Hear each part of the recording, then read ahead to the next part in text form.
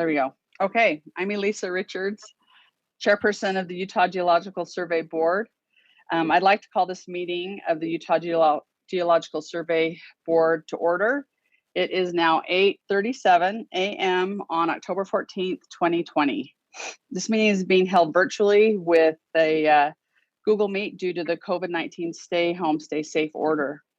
In compliance with Utah's open meeting laws, this meeting is being recorded in its entirety. This recording is classified as a public record. The following board members are in attendance. Elissa Richards, Chair, Dave Garbrecht, Rick Chestnut, Ken Fleck, Mark Eccles, Sam Quigley, and Pete Kilborn.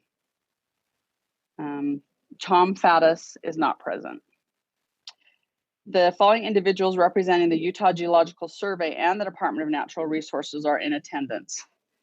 Bill Keach, Mike Hilland, Cheryl Guston, I think Mike Vanden Berg, and Jay Hill. Is that accurate, Bill? Yes, I turned on my microphone. Okay, thank you. I believe that's correct. All right, we welcome all visitors. If present, we welcome all visitors and interested persons at this time.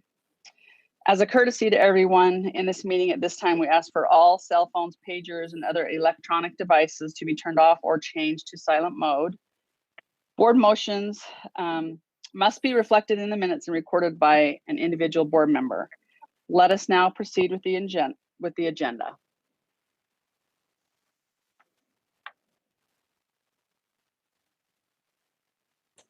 I don't see Mark Milligan on here. Is that correct? Is Mark on? Yeah, I believe Mark is going to join us later, closer to when he's presenting. Okay, just make sure we're not, yeah, okay. If we get there early, we'll just send him a note. Okay, thank you. So I believe this is the agenda. Let's see, hang on a second. Okay, now I'm gonna have to do this. Wanted to move. There's the full agenda. Yeah. There we go. We do need to go ahead and approve those minutes. You want me to go ahead and do that, Bill? That'd be great. Thank you. All right, I'm asking for a motion for the approval of minutes from our UGS board meeting from August 12th, 2020. I'll make the motion that we approve the minutes. Okay. I'll second that. This is Rick. Okay, Rick. Thanks, Rick. Great. And then also we need a formal approval of project proposal since the last meeting. Who would like to have a motion to approve that? I'll move that we approve the proposals from the last meeting or since the last meeting. This is Dave. Dave, thank you. I'll second that motion. This is Samuel Quigley. Thank you, Sam. Appreciate that. And looks like that's all of the formal approvals that we need. Is that accurate, Bill? Yes. All right, I'm going to turn it over to you. Well, hold on a second. Oh. How did we vote on those? Oh, that's true. I guess we didn't have a yay or nay. So we had two. We could do two at once, I suppose. Yeah. So everybody vote. All those saying yay for both of them. Aye. Say aye. Aye. Aye. Aye. Any of those opposed, say nay. All right. Thank you, Pete, for reminding me. Right. Okay, I think we're good. So here's the next part of the bulk of our agenda. I'll go through the director's report and personnel and COVID, and we'll talk about some recent activities of different folks.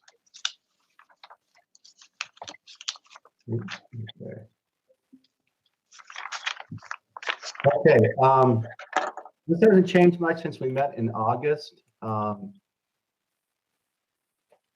We continue to follow all the state guidelines about COVID.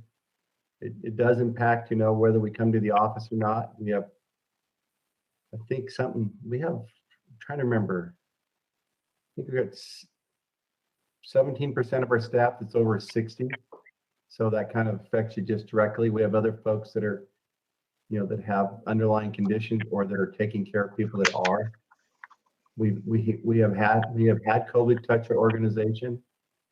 To date, that I'm aware of, could be wrong, but we've had one employee very early on who got COVID and was stayed home and quarantined. We've had family members of employees that have been affected as well. So we're just keeping a vigilant eye on it. Most people continue to work from home. We'll show a little later, but the bookstore is open. We have 2 employees that come in there. Research core center employees come in.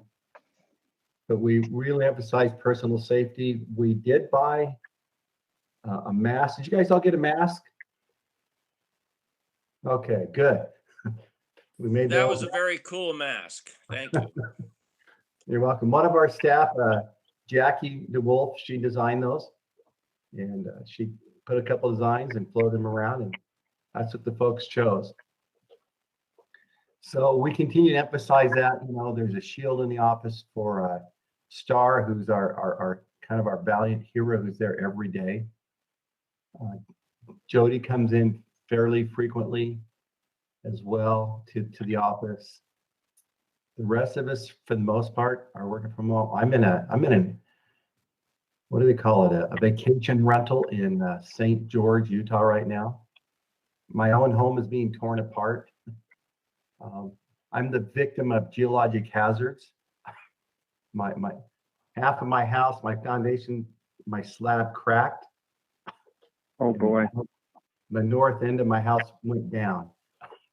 There was a water leak with the Water Conservation District that chose a path right underneath my house.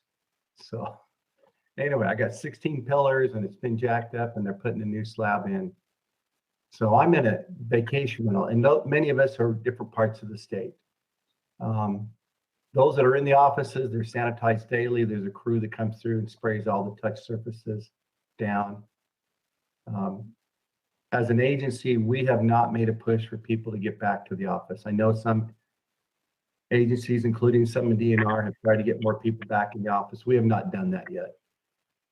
Does it affect our folks? Yeah, there is COVID fatigue going on.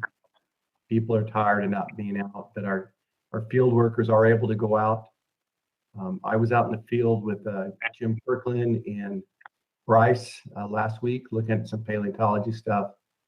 We've had guys in Canyonlands. We've drilled water wells. We've done a lot of work that's been done in the field. Bill, do you have a messaging system where people can interact on the fly without having to go through email? We have online Google Chat, Google Meet, kind of like this, where, you know, I have a little pop-up on my side of my screen. It just says if somebody's online, they see that I'm online, I can chat with them. Some of the groups have their own text threads, you know, where if something happens, they're chatting on their text all the time. So different groups, but we want to do an immediate, it would probably be the Google Chat. And if we need, then we also have email that we can send, of course. And I've told everyone, we had a staff meeting yesterday morning. We've posted everybody's that was willing to volunteer anyway, their cell numbers. So we have a staff list that all employees can access online that has our cell or home numbers as well as our office numbers.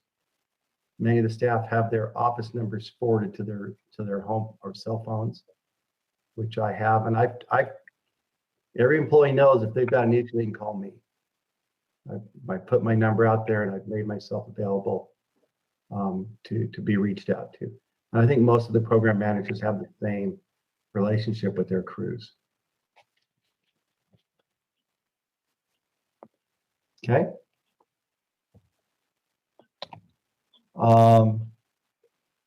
You know, it took us a little bit to get back into the field because we had protocols. I mentioned route and field working.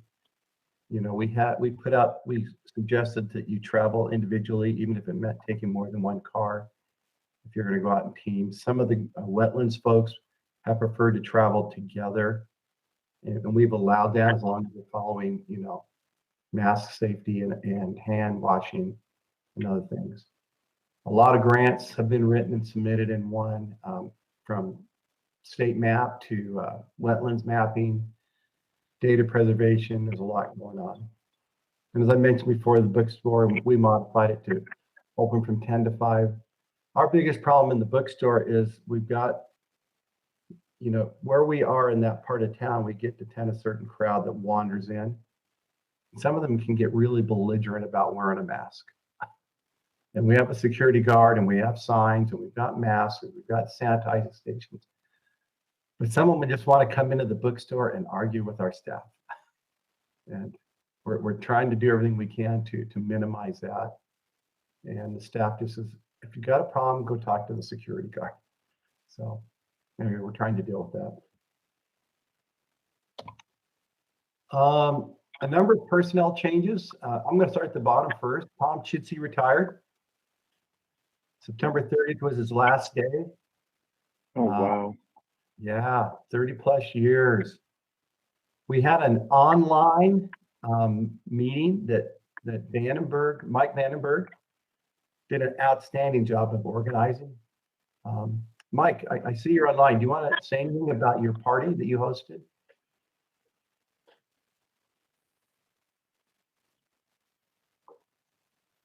Morning. Morning, Mike. I probably got you in full mouth. I'm sorry.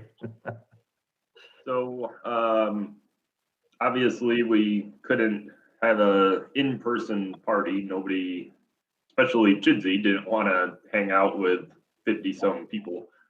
So we did a virtual Google Meet party, and it actually turned out pretty nice because he was able to invite a bunch of his family that from all over the United States and a bunch of his friends from all over that wouldn't normally get to go to an in-person party.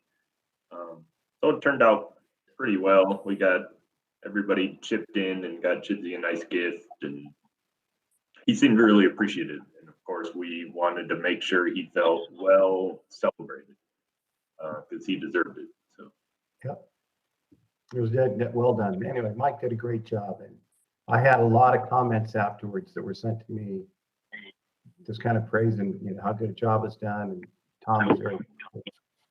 And Tom on his way was trying to get 5 tomes, as he's called them, approved, and we're the 4th one I received yesterday. So the first thing Tom did before he retired was to sign an agreement to be a volunteer emeritus worker. So he continues. His plans are to continue to be involved. Doug Sprinkle's doing the same thing. But that makes 2 retirements in the last 9 months. No one has officially given me another notice, but I'm anticipating. We had a couple that were thinking of leaving this year that have pushed it out a year now. Part of it just because they're able to work on things they want to do, and there's some interesting work to do. But we could, you know, our mapping program could see 2 to 3 retirements in the next year. And that'll be something we're going to have to consider and think about.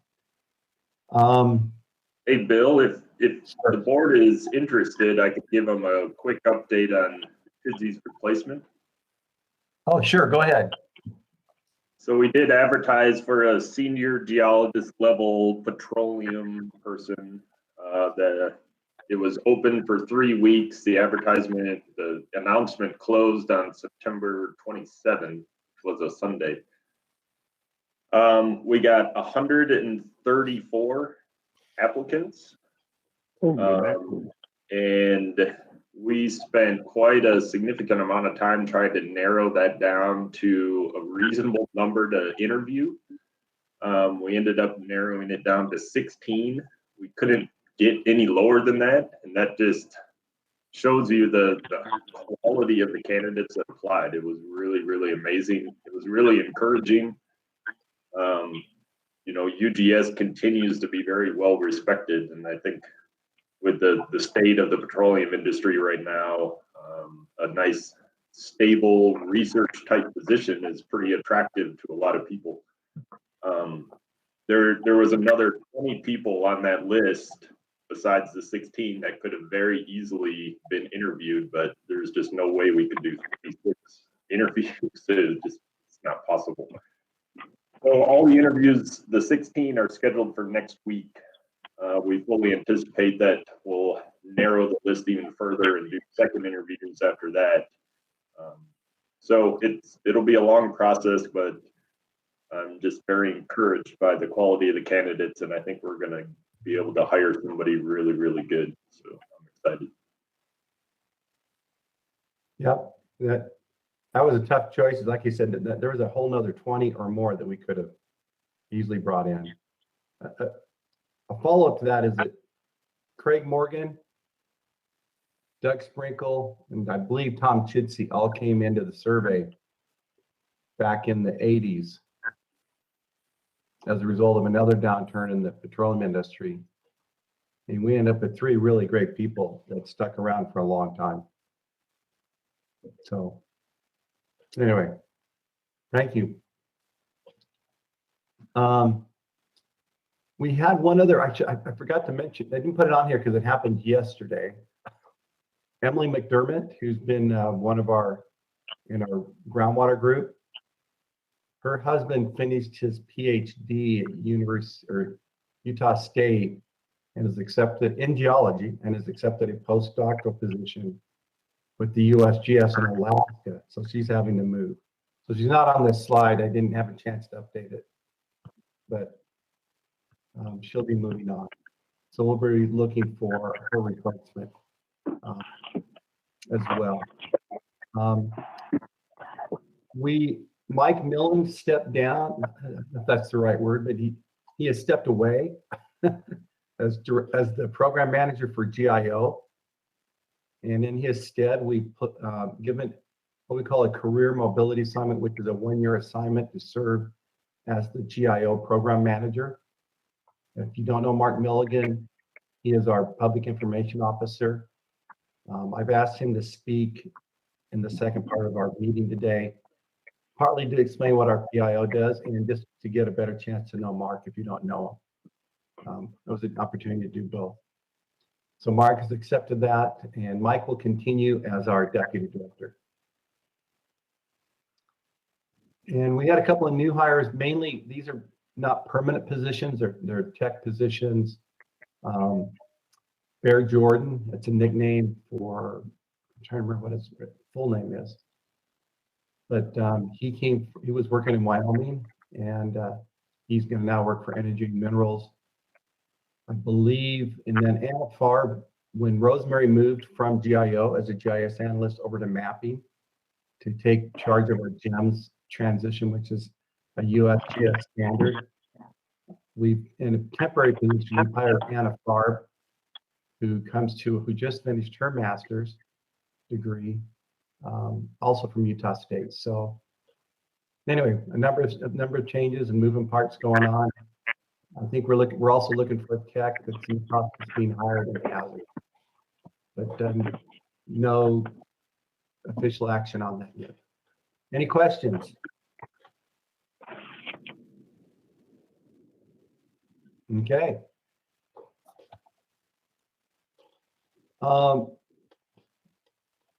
I put this in here because we could get it out before now, but we didn't. But the MC award, which is given annually to one person, it's not a group. This is not a group award like the Crawford can be, but to one person considered by the selection panel to be the most deserving candidate. And then come across a whole spectrum of people. And so we have actually chosen.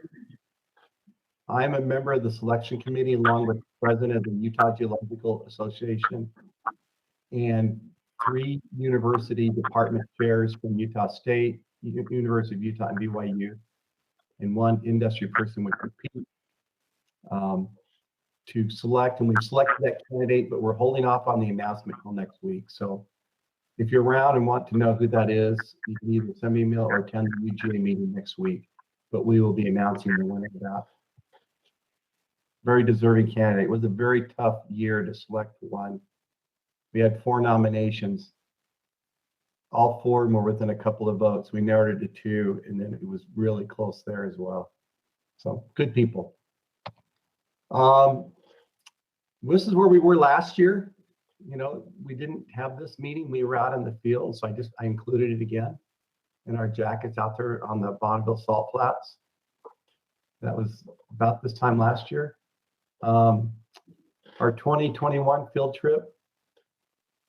Do we still want to? I think we're going to still plan on southwestern Utah unless somebody wants to change it. But we can revisit it. But just a couple places that we might consider visiting down there. So sorry to miss your faces in the cold and in person today. So next year.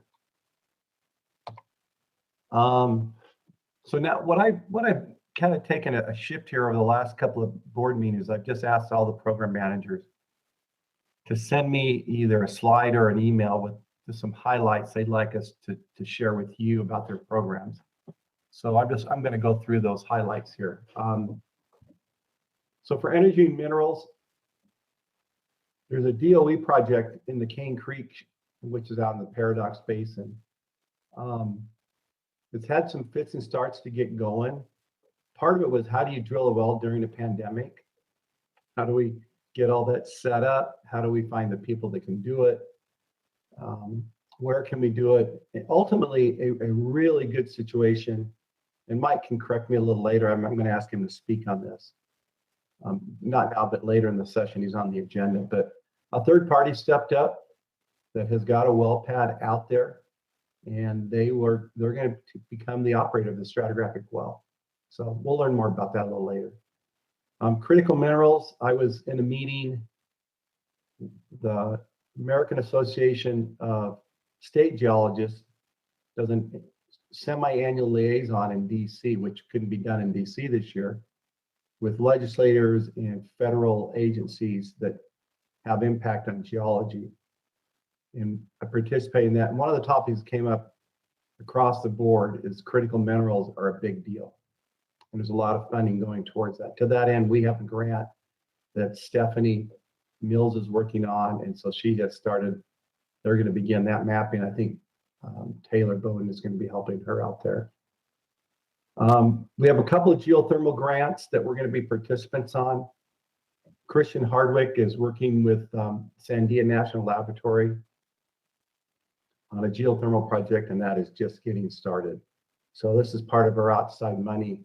We'll talk about that a little later, about the impact on our agency for that. With the state of the industry, we continue to get core donations. I probably have lost track of how many. Last time I showed you a long list. We've gotten more since that time. They're continuing to show up. So people, it's amazing how many people have core from Utah stashed around the country. And they're starting to shed some of that and send it back to us. Earlier this year, we talked about Mirabolite mounds, and it hit the news, and we got really good press out of that. Okay, I don't have it in my notes. The GSA present, that's Elliot, I believe, that's going to give the presentation at the GSA, which is like in the next week or two, on Mirabolite mounds.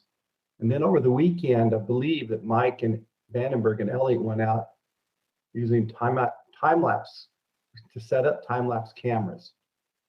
For last year, we didn't find out about them until after they formed. And the goal this year is to find out about them while they form. So no guarantees they will, but we've set up some time-lapse cameras to do that. I know, Mike, did you get that done? So yeah, we went out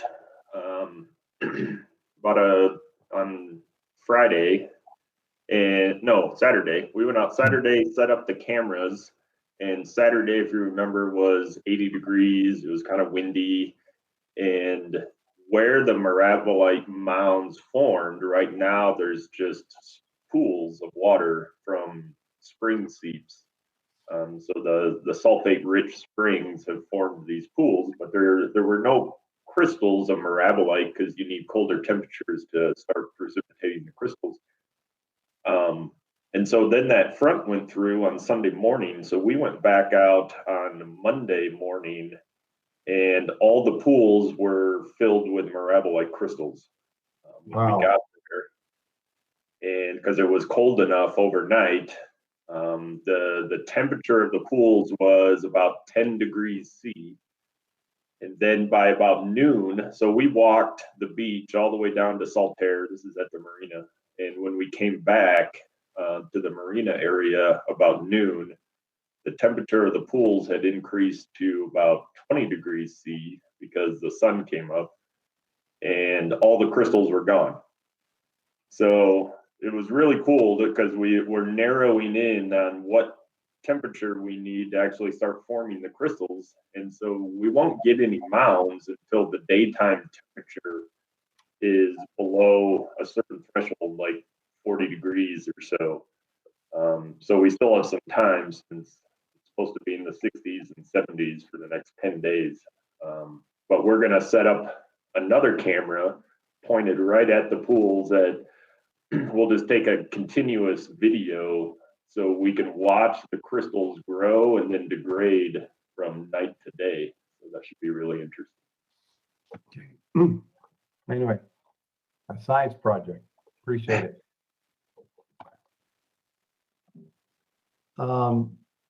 Hazards. We just recently turned in. It was, it was part of a project that had to be completed by the 1st of October, but fault mapping in Cache Valley. It's a whole series of quads. I just displayed one of them here, but that's all data. New data will be added to our geologic hazards portal to increase knowledge of that area. It overlaps into southern Idaho as well. Delineation of the Wasatch Fault Zone is done. And I was just told last night that a manuscript we had submitted on the Magna earthquake.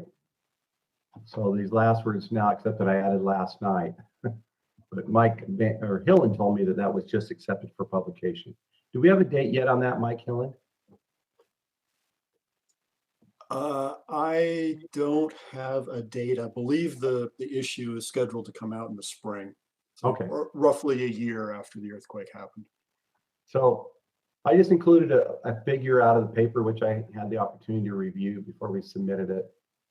A little cross section of the earthquake and how people are interpreting where the faults are. And this thing called the Saltaire Graben has been proposed before, but it looks like there's more evidence that it actually exists. So, but all those different colored dots are epicenters of the, I don't know, we're 1600 aftershocks, somewhere in there probably, but there's a lot of them. Yeah, I think it's over 2,000 now. 2,000, I get out of date. Anyway, so good paper, folks are doing great work.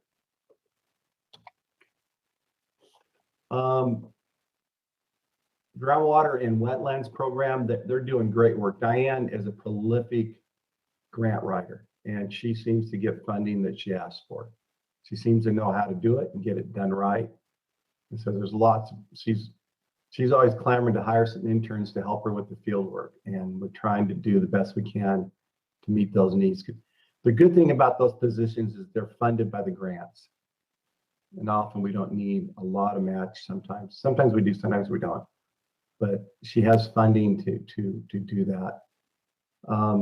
The Department of Natural Resources has a water council meeting. Both Hugh and Diane went and spoke at that.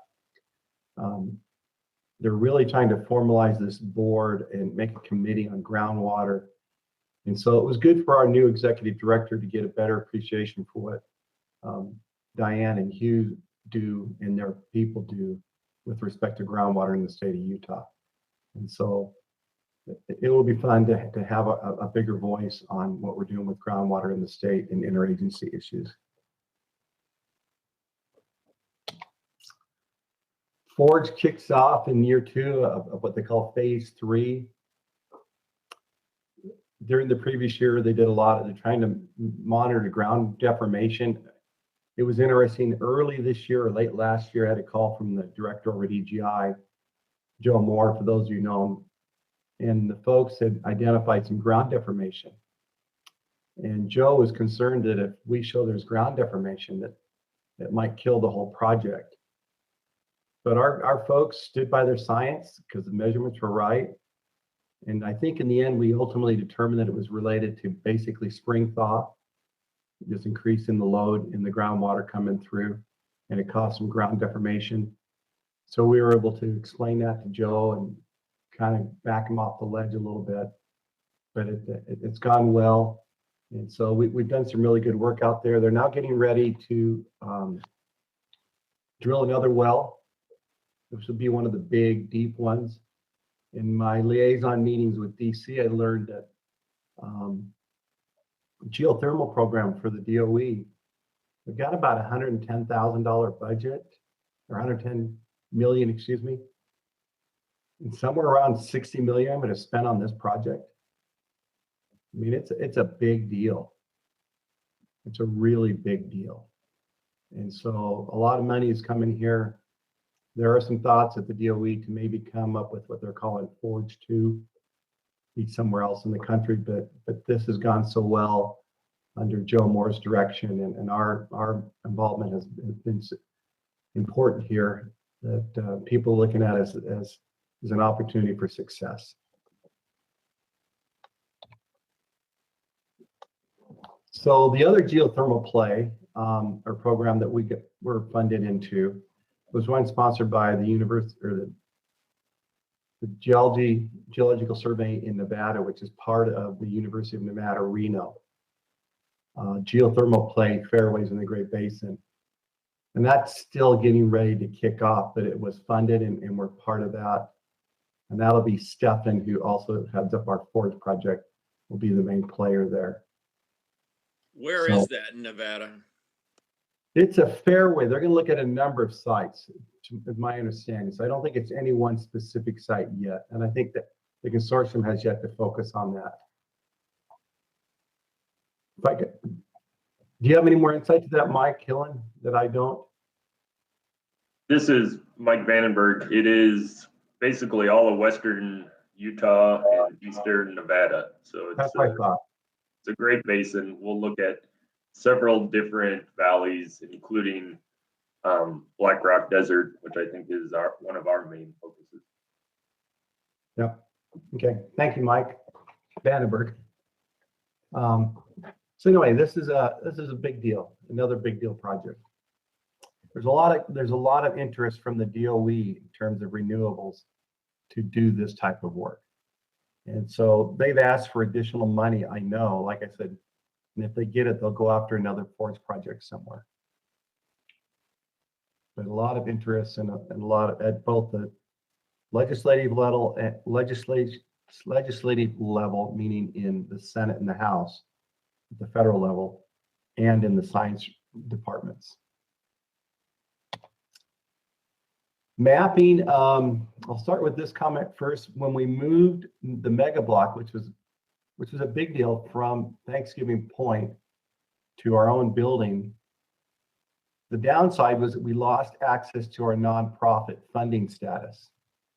Anybody that wanted to support the work on the mega block can make a donation to Thanksgiving Point's nonprofit, and that money was directed then to our folks who could then go to work on the block down there. So when we moved up to our building, it's interesting how hard it is for somebody to make a nonprofit donation, a charitable donation to the state of Utah. I didn't think it'd be that hard, but we talked to a lot of different finance people. And one day Grant Willis had kind of a brainchild at the STEM Foundation, which is the Science, Technology, and Engineering and Math and program. They have a charitable foundation that takes donations.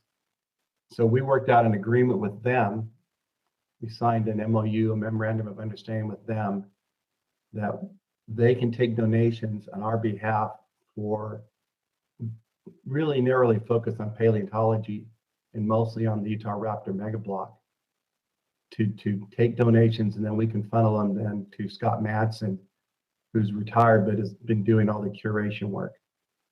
And so Scott has carried that load with his own GoFundMe, which is not charitable donations, and through the Thanksgiving Point. So we're really glad we're able to reestablish that that opportunity, because we had a couple of donations, one at 50,000, I think another one at 10, waiting for a mechanism so they could get their charitable donation.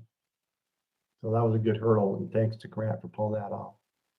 I showed this picture on the right. I don't know if anybody of you know where this is, but it's on Highway 12 as you leave Zion, or excuse me, Bryce Canyon, and you're dropping down to Tropic. You're only about maybe a mile from the entrance to the park. But the state's wanted to widen this road. It's been a site of active landsliding and lots of activity there. So they want to widen this road substantially. But according to the paleontology folks, including a retired person from Weaver State, Jeff Eaton, who lives in Tropic, there's a lot of microfossils in here. And he saw a construction crew setting up, getting ready to start tearing down this very hill we're looking at. And he checked into it, and the contractor actually had a stipulation in their contract that they had to do paleontology before they started work. And apparently the contractor was going to ignore that stipulation and was mobilizing all their equipment. And so the quick eyes of Jeff Eaton saw that, notified Jim Kirkland, our state paleontologist. And last Friday, I was down there with Jeff, and the two folks on the left in that picture from the state park, or from the national park. Jim Kirkland's the third one from the left. Jeff Eaton's far on the right, and then a lady named Vicky who works for a consultant. She'll actually be overseeing the paleontological efforts while they're widening that section. And Jim is down there to train her this week. So anyway, it was a good opportunity, but that whole hill right there is going to be cut out to widen that road. And I thought, that reminds me of taking out the Castle Rock, you know, which I still feel mad about when the Castle Rock went down there in Carter. But anyway, it's going to happen. But we're actively involved in that kind of stuff. The big news in mapping is grants. This year, we got a significant chunk of money, over $500,000 in grants from 3 different USGS programs to do all kinds of work. Some of it came from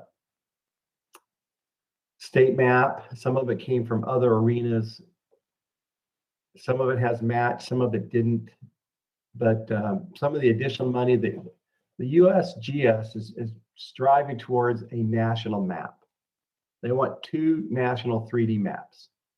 They want one on bedrock and one that what they call, or not bedrock, but basement. And the other one, what they call consolidated bedrock. And I'm going to tell you, I'm not sure I fully understand the differences. In the West, it's a lot more ambiguous than it is in the East to understand those differences. But they want map. So to get to there, they've got to resolve a lot of issues, which are like, if we have maps, you know, on the boundary between Utah and Colorado, do they agree? And they don't always agree. You know, are the faults in the same places? Does the lithology have the same name? Because one geologist to another, they can adopt different nomenclatures and those sorts of things. So the USGS is trying to fund projects to standardize and to resolve those differences across boundaries between maps, and to get the data into a format that the whole country can use. And they call that GEMS, which is their standard format for maps to be submitted in. We're not there yet at the Utah Geological Survey, but we're on an effort to get to there. It's one of the reasons Rosemary was brought over to become our GEMS expert. And she's already doing a great job, and she's already kicked off training for our mapping people. They've all attended a number of national seminars virtually to that end. This is Pete. I just wanted to say something about that. Yes. It's fairly easy to do if you generalize units, but if you want to preserve the finer scale detail of the units, then the matching gets really hard. And it does. And if you're a lumper or a splitter, you know, those sorts of things can get in the way. And for those that may not be familiar with the terminology, but in stratigraphy, you know, do we lump all these layers into one name, or do we split them all out? And the stratigraphers used to tease people that, are you a lumper or are you a splitter? And so anyway, but those are some things that funding has been going after. Some of the extra funding came to that. It has stretched us, because for the ones that require match, where do we find match? And so we've reached across out of mapping into some of the other organizations, including GIO. Mike Hillen was heavily involved with Grant in pulling this together to make sure we have the right names.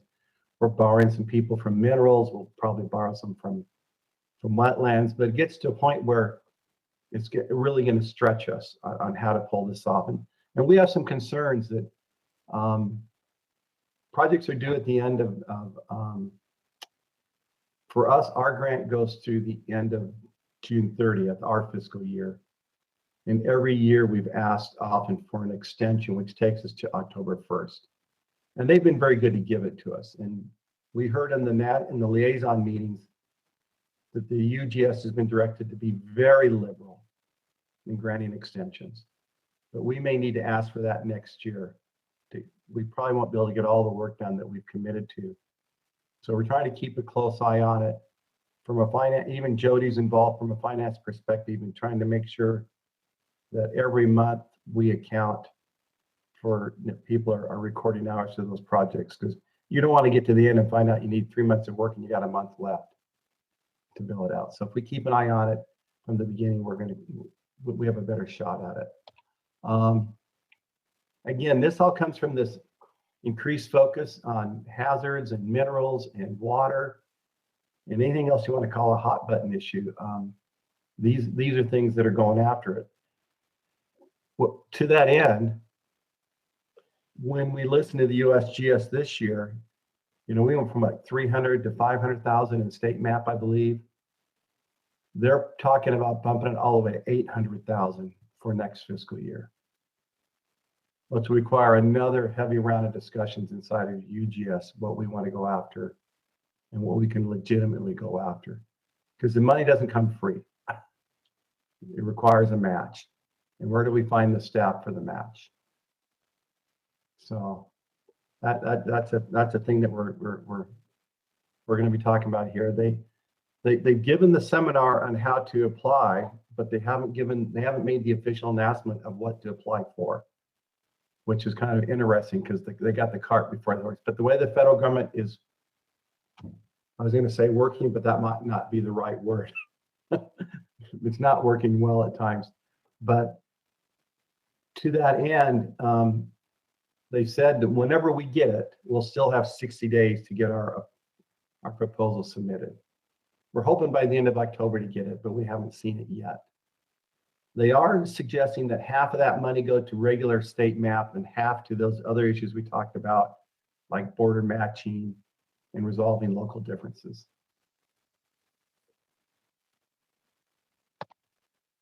So again, as I already said, just put significant pressure on the USGS or UGS to complete grant funding. But that expanded funding of 800 is just state map. That's a big deal. So we're going to be trying to. Mark, I've got a question, and maybe this should be under the financial section, but is there any possibility of connecting this funding from the USGS, $800,000, to an effort to revise our funding model with the state legislature and make a case that, if you'll take back your min release money and fund us for this, we'll have the matching money that we need and the staff that we need to get this federal money and accomplish base level mapping work that needs to be done, not only statewide, but to get the national map finished up. Yeah, good point. So we have asked for increased funding. We have not yet heard from the governor's office on that.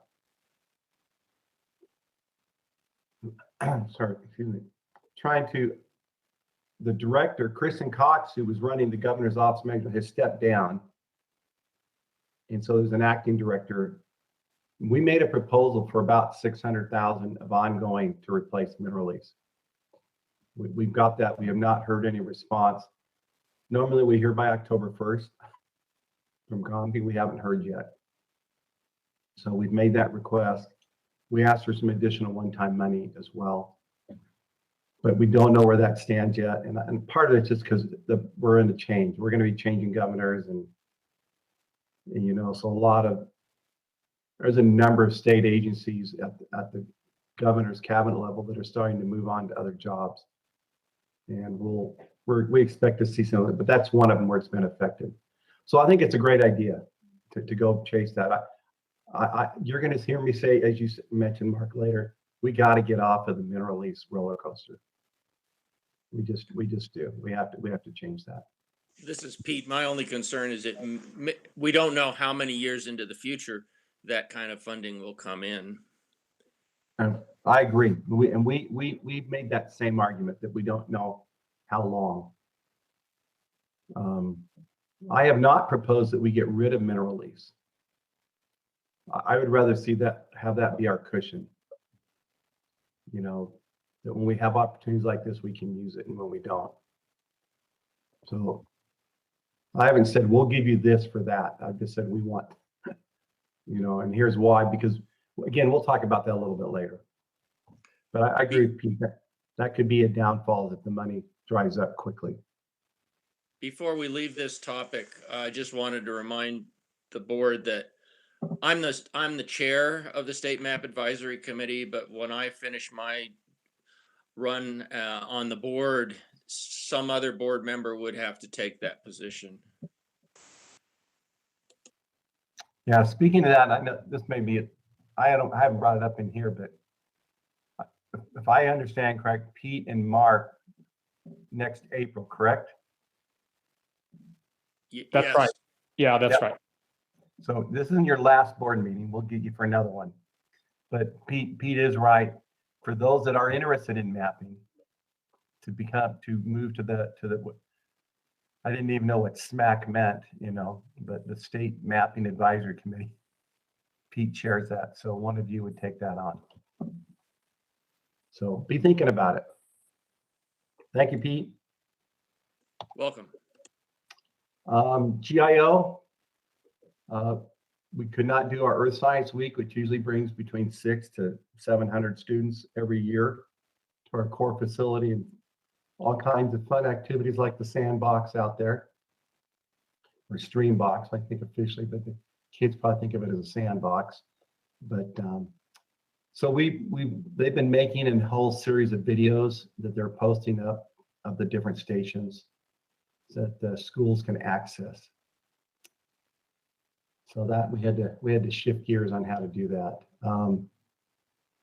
We may mention this before, but the portal on wetlands mapping is live now. I think we showed it last time, but GIO asked me to mention it again. The bookstore, we mentioned before, 10 to 5.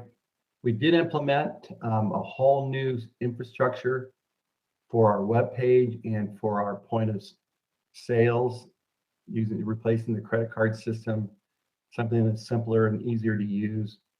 Big challenge was migrating all the inventory, but I think we've got that. Mike Hillen, you want to talk about that at all, the transition here?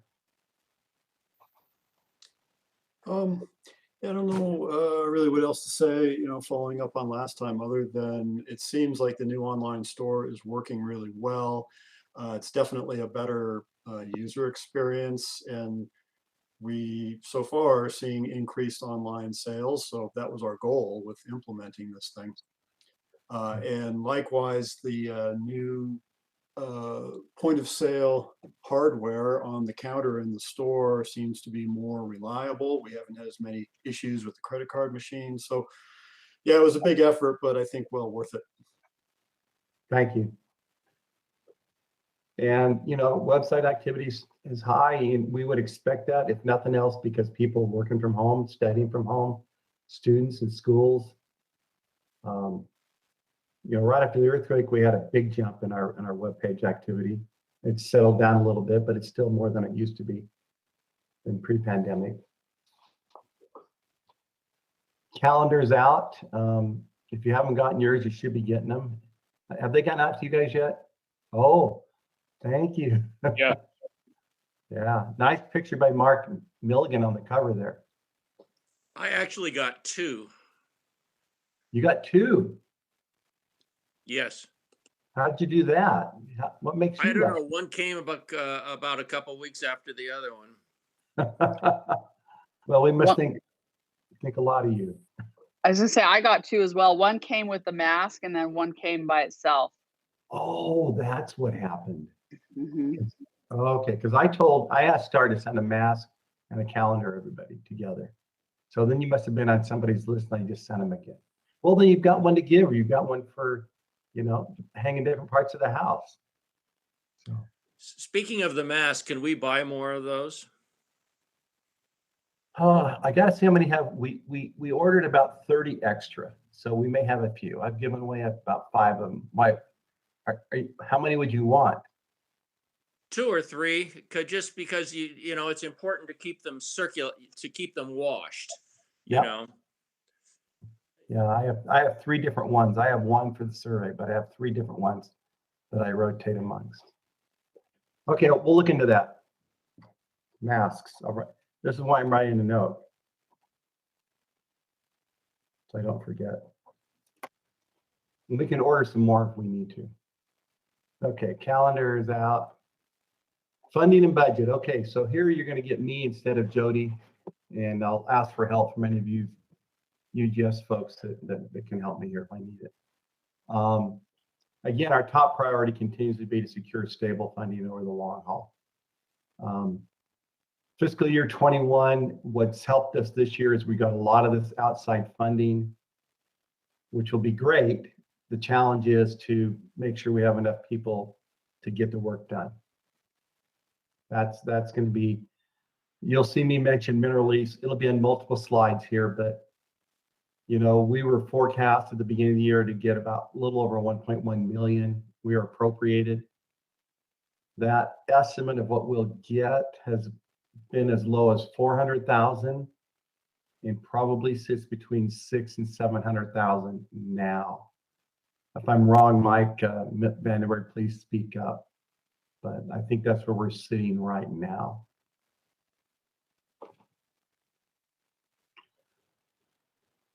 So we have the potential. We're in the middle of prepping the fiscal year 22 budget. We've submitted it. It looks a lot like fiscal year 21. And assuming we get funding from federal agencies, it may help us get us through. But as Pete pointed out, there's no guarantee that that will last very long. And who knows if there are significant changes on the political side, where that funding may go or may look like. The good thing is it seems to be, regardless of political party or persuasion, there's a lot of interest in renewables like geothermal and critical minerals to keep our economy going and to keep us safe. That seems to be topics that reach across the aisle. Again, mineral is not sustainable. I've got 600,000 in here. What is interesting, and again, I think you've probably heard from Mike before, that the rebound has probably been a little faster than we thought in terms of production in the state of Utah. And that's been useful, that's been helpful. It seems that a lot of the wells that got shut in were ones that were not producing a lot anyway. And the horizontals that were producing pretty well were probably choked back more than anything, as opposed to being shut in completely. And there are a few wells. The problem is that virtually none of these new wells, big new wells, are on federal land. Yes, I agree. Yeah, not helping us from a funding perspective. I agree. And that's the point I have tried to make over and over with the legislature. Very few of them realize, I think federal production was down to, Mike Vanden Berg, correct me if I'm wrong here, at its worst, about 350,000 barrels a month on federal land. Is that right?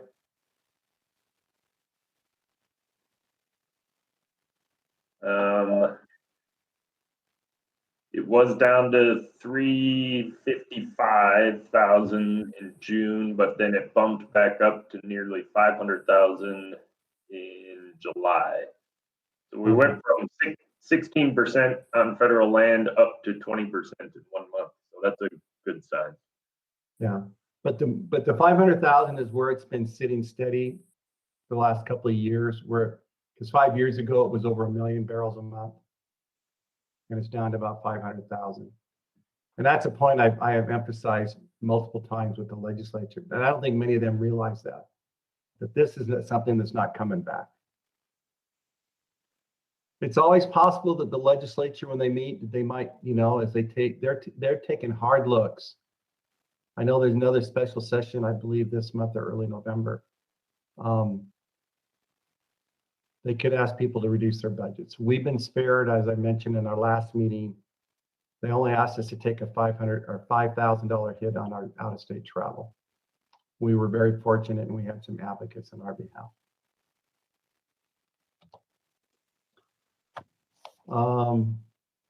Again, fiscal year 22, our only way to replace mineral leaves right now is some of this outside funding if it continues to hold steady at a higher level. But none of us believe that this can be maintained long term. But we'll see. We still actively pursuing other options. We're always looking for ideas if you've got one. But we are asking to increase our ongoing funds from the state.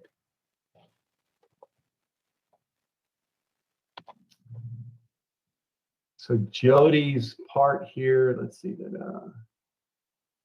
if I can open this. Hang on a moment. I'm just going to bring this over to my other screen.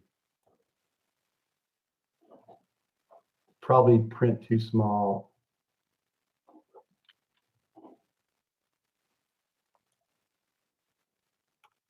So main thing I'm going to focus on here is that if we're able to bill all of the federal money that we're getting and mineral lease hangs in there, we may end up with a surplus at the end of this year.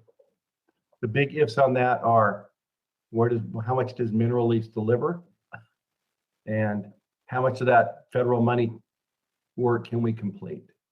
Those are kind of two big unknowns for us. Trying to get it all billed and if mineral lease comes through as we forecast. But that's what we're looking at, which is better. Last year, you know, we had asked for a $200,000 carryover, meaning if we had up to $200,000 left of unspent money, we could carry it into this fiscal year. And we did that. And then in July, after the fiscal year closed, we got about an $85,000 check from mineral lease. And we got a couple $1,000 one in March. And we were not anticipating getting that back. And we were told it wouldn't come back. And so when it did, we lapsed money. And and if we had known that money was coming, we could have done some expenditures before the end of the year. We could have done it on some equipment, but there was no knowledge that it was coming. And the legislature, we had hoped to, there were some various interpretations of the carryover language, one of which would have allowed us to keep that extra money. Our leadership, ultimately meaning DNR, decided to not accept that, choose to pursue that language that would have allowed us to keep it, but to give the money back.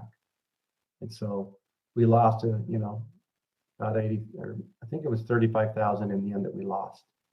But that's the way it is. But we could have spent it on something.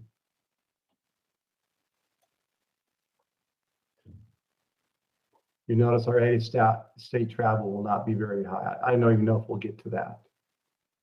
Everything being virtual, there's been a lot of savings in the last fiscal year and potentially into this year on the out-of-state travel.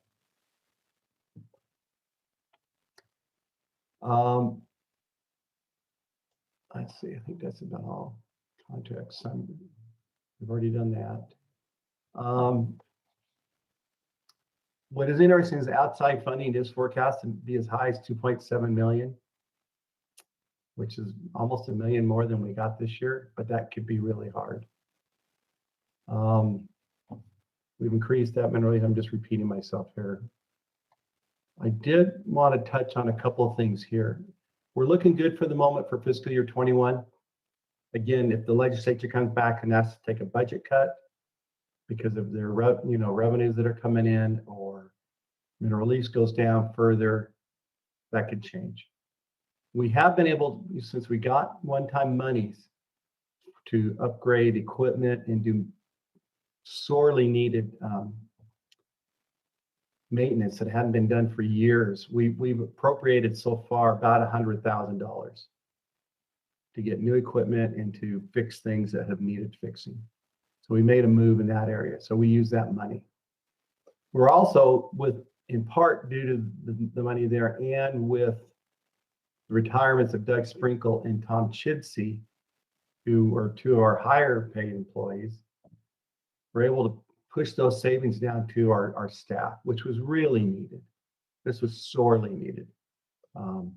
You got to keep the folks that are in-house, interested in staying, and for them to know that you appreciate their efforts. And so we were able to make 10 promotions, which came also with raises, and additionally we were able to give raises to 9 additional staff. So a total of 19 people in the last month got notices, which is a pretty big percentage of our staff. And we've been wanting to do that. We had plans to do some of this back in March, right when COVID hit. And, all those got put on hold. I mean, it was just an immediate freeze, and we couldn't do any of those raises or promotions because we just told you, we don't know where the money, if you're going to have it or not. So now that we got it, we were able to make, 19. We have probably got 10 more on our list that we're going to look at again at mid-year to see who we can help. But we're trying to do the right thing for them. And I think that's all I have on finances and budget. Any comments for me? Questions?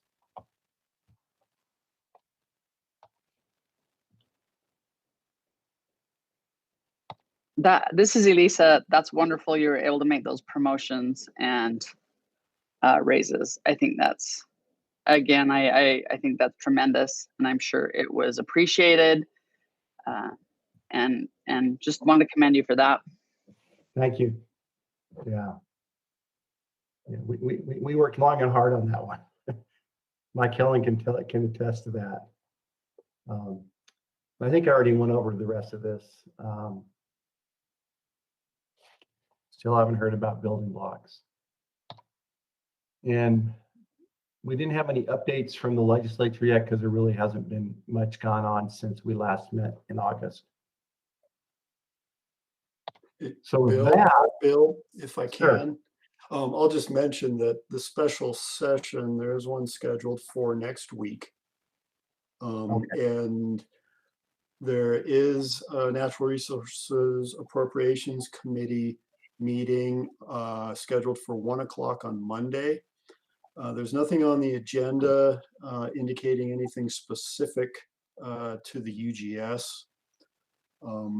But if anybody's interested in listening in on that meeting, you can access it through the Utah Legislature website and the calendar there.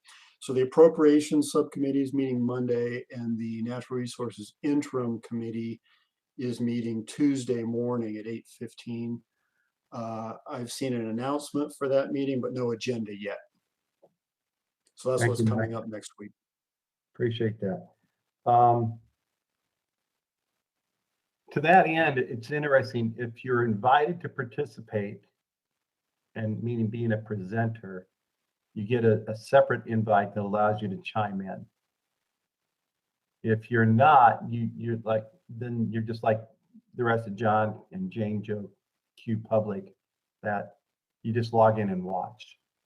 So for the last couple, we weren't actually invited, so that it didn't seem like we were being targeted.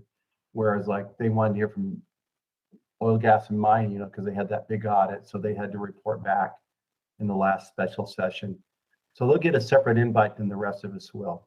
So unlike public meetings, which are held in person, where we can go and sit there, and there are advantages to being there, even if you're not on the agenda, because I was in one, and I think it was where they were asking some questions, and they wanted to know how it might affect another group.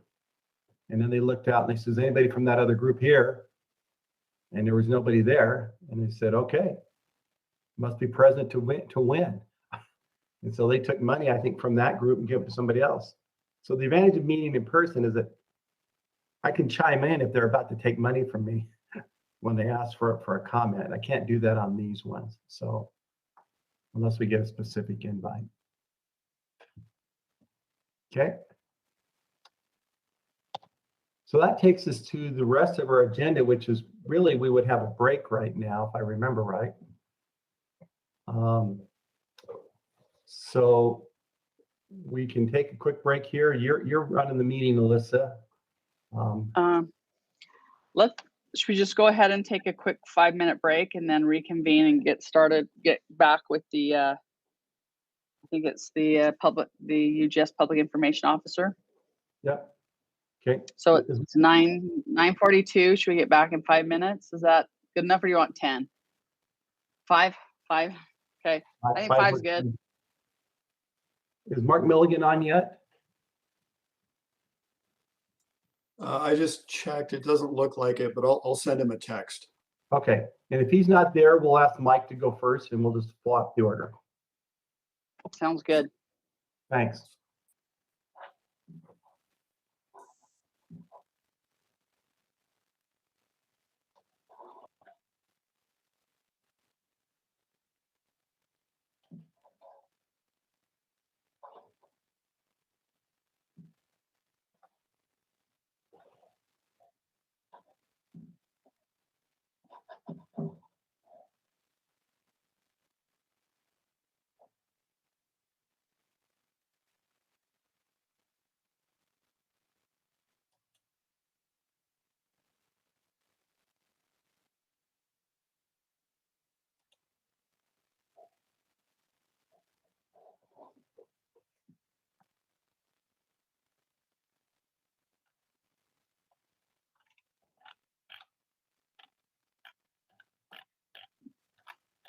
So Bill, Sir. Oh, who knows?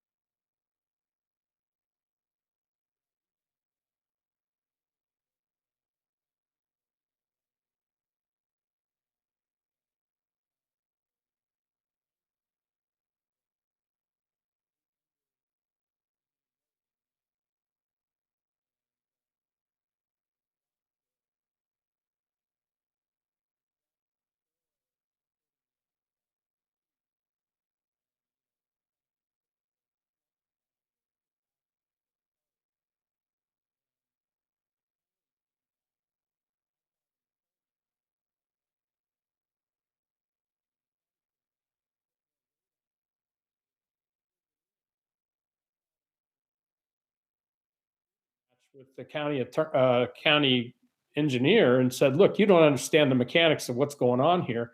And it took 2 years. They kept doing that and it kept failing. And it took 2 years before they finally, in fact, I had Steve, I told him, you guys need to visit.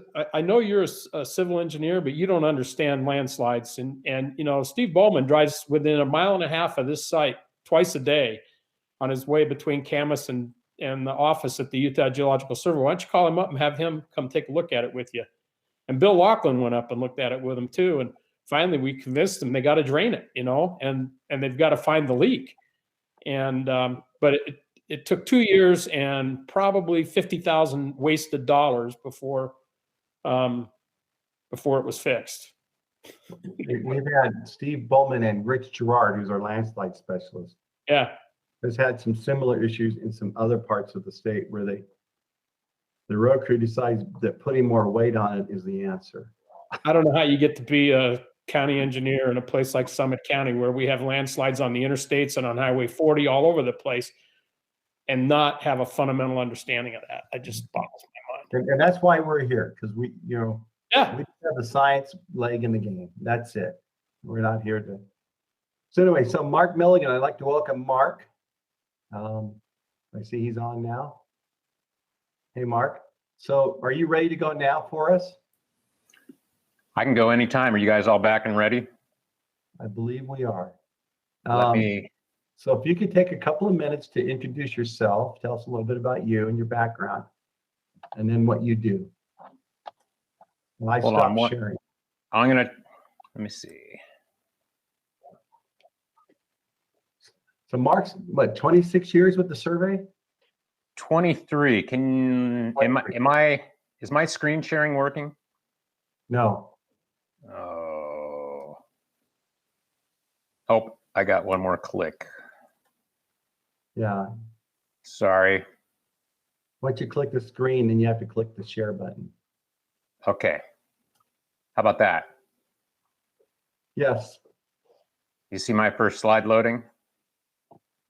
Yep. Okay, so I'm Mark Milligan. As Bill said, I've been with the survey for 23 years. Let me go to, okay. And he asked me to give a short talk on what I actually do. I am the PIO for UGS. And if you would have asked me 6 years ago what a PIO did at UGS, I couldn't have answered that. I would have been doing good to know what PIO stood for. But a lot has changed since then. This slide is just showing 2 press events and a press release, all related to the Utah Raptor mega block. So I've had limited training since assuming UGS PIO duties. Some of that training has come from the Division of Emergency Management, more importantly on-the-job training, and much assistance from DNR's Communications Director and PIO, Nathan Schwayback. So to summarize, UGS does not have a PIO who is a trained communications person with limited firsthand knowledge of geology, but rather a trained geologist with limited formal training in communications. So a little history, UGS PIO, we have had one official PIO who was trained, educated, and had experience in communications. His name was Tim. Tim started in 1997 when Lee Allison was director. And I don't know if any of the board members remember Lee. Lee was very enthusiastic about geology and geologic hazards, sometimes a little too enthusiastic. And sometimes one of Tim's key duties was dealing with fallout from Lee's on the record statements. And this Deseret news article is about the fault trace that was discovered under the Salt Palace extension. That was one example of Lee probably doing the right thing and saying what he saw, but also causing some fallout for UGS that Tim had to deal with. Unfortunately, Tim only lasted with the survey for a couple of years. He did his job and he did it well, but he was TL status and we had budget cuts in 1999 and Tim was ripped. And that's the last time we've had a formal PIO. Sandy, as GIO manager, took over mainly in the role of writing and or facilitating press releases. And then DNR's former PIO, Tammy Kikuchi, would issue those releases. Sandy retired in 2014, the same year that Nathan Schwabach replaced Tammy as DNR's PIO. So I took over when Sandy retired, not knowing exactly what I was in for. PIO duties evolved when Nathan took over at DNR, and more when we got our new executive director, Brian Steed. So current PIO duties: bi-weekly DNR reports, DNR monthly priority reports, monthly DNR PIO meetings, press releases, press events, emergency response, answering, managing, facilitating press inquiries. I've done special projects, funded projects, I've assisted with UGS social media. There's a new bi-monthly legislative newsletter we're working on, and other duties as assigned. So bi-weekly DNR reports, these were instituted with when Brian Steed came on board, and the goal is to keep DNR exec team informed. They want no surprises. These are pretty quick to fill out. They do require my time assembling the information mainly, and they're Google sheet or a Google form, excuse me, and they have you just fill in what are your division's priorities, fires for the week, division's communication priority fires this week, scheduled media interviews, and grandma requests. Fortunately, UGS has not had any grandma requests, at least since I've been PIO. The monthly priorities report, again, is to keep DNR executive team informed. They want no surprises. This is a Word doc, but there's prompts. So here are the prompts, anticipated division priorities and risks, communication opportunities and challenges, what's on the horizon, notable events or field opportunities, and content and social media support. That's what UGS needs from DNR. Fortunately for me, from my point of view, we are not doing the monthly priorities report due to COVID. All of the PIOs across the divisions have just been swamped with other duties, and they've kind of backed off on that, at least for now. Monthly DNR PIO meetings, these have actually been surprisingly productive for me. Again, these are to keep the DNR exec team informed, but also they do have the effect of team building across divisions. Examples of cooperation: we've worked with Water Resources. St. George Spectrum has a new reporter, Joan Miners, and she does the water tap articles. We've worked with Water Resources to try to reach out to Joan and educate her on issues that Water Resources mainly has with some of her articles. Oil, gas, and mining, we've done shared press releases with them. State parks, I have done press outreach events with them where I've gone out into the field to explain the geology for their events. The picture at the bottom here, Mirabolite Mounds, Great Salt Lake, that was, of course, at the Great Salt Lake State Park, Marina State Park. And that was a joint effort and attracted a lot of media attention. They have helped with getting press and interviews for our calendar sales. So there's a lot of shared expertise, especially from them to me, because all of the other divisions do have trained in communications PIOs. Press releases and events. We now have a formal routing document, semi-formal maybe, it's suggested, where staff prepare bullets. Those bullet points are reviewed by Nathan, the DNR PIO, and the UGS publications manager.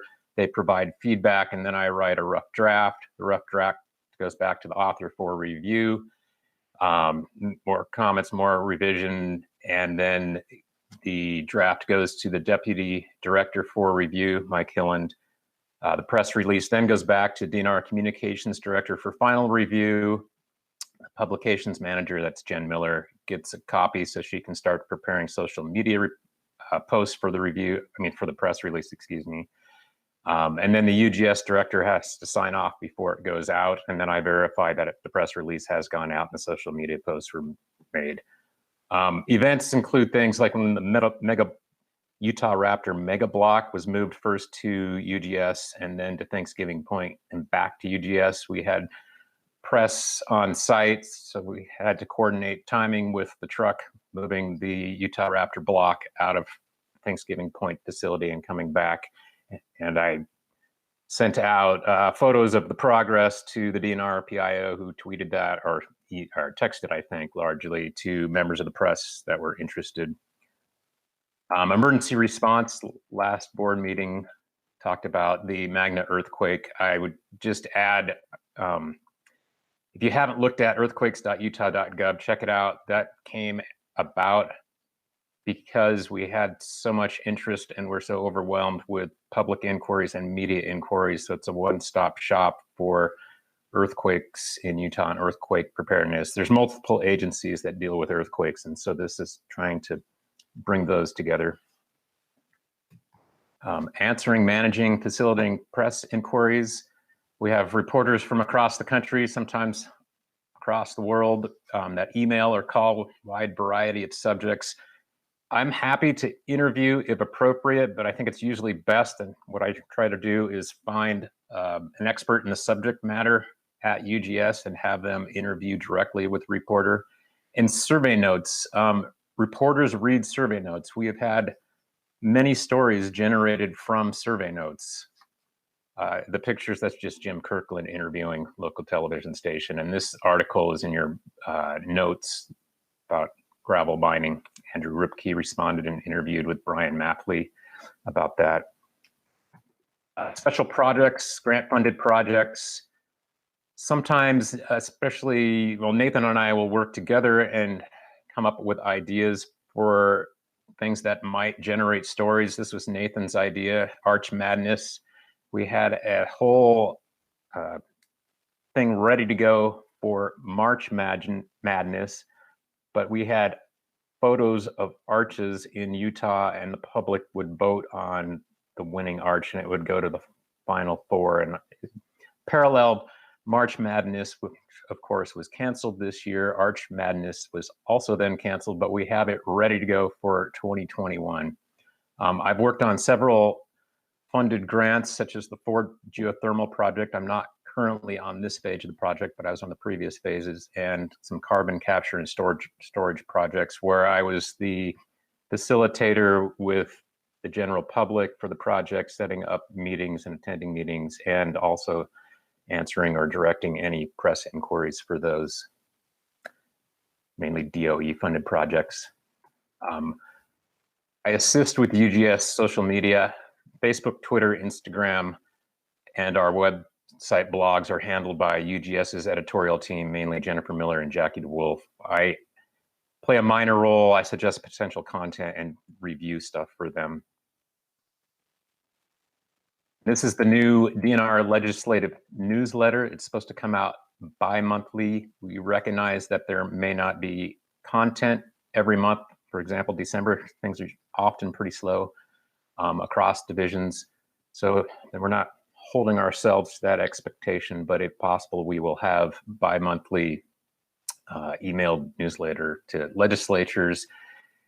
This is an example that Nathan put together and relevant to UGS, COVID-19 impacts on Utah's energy industry.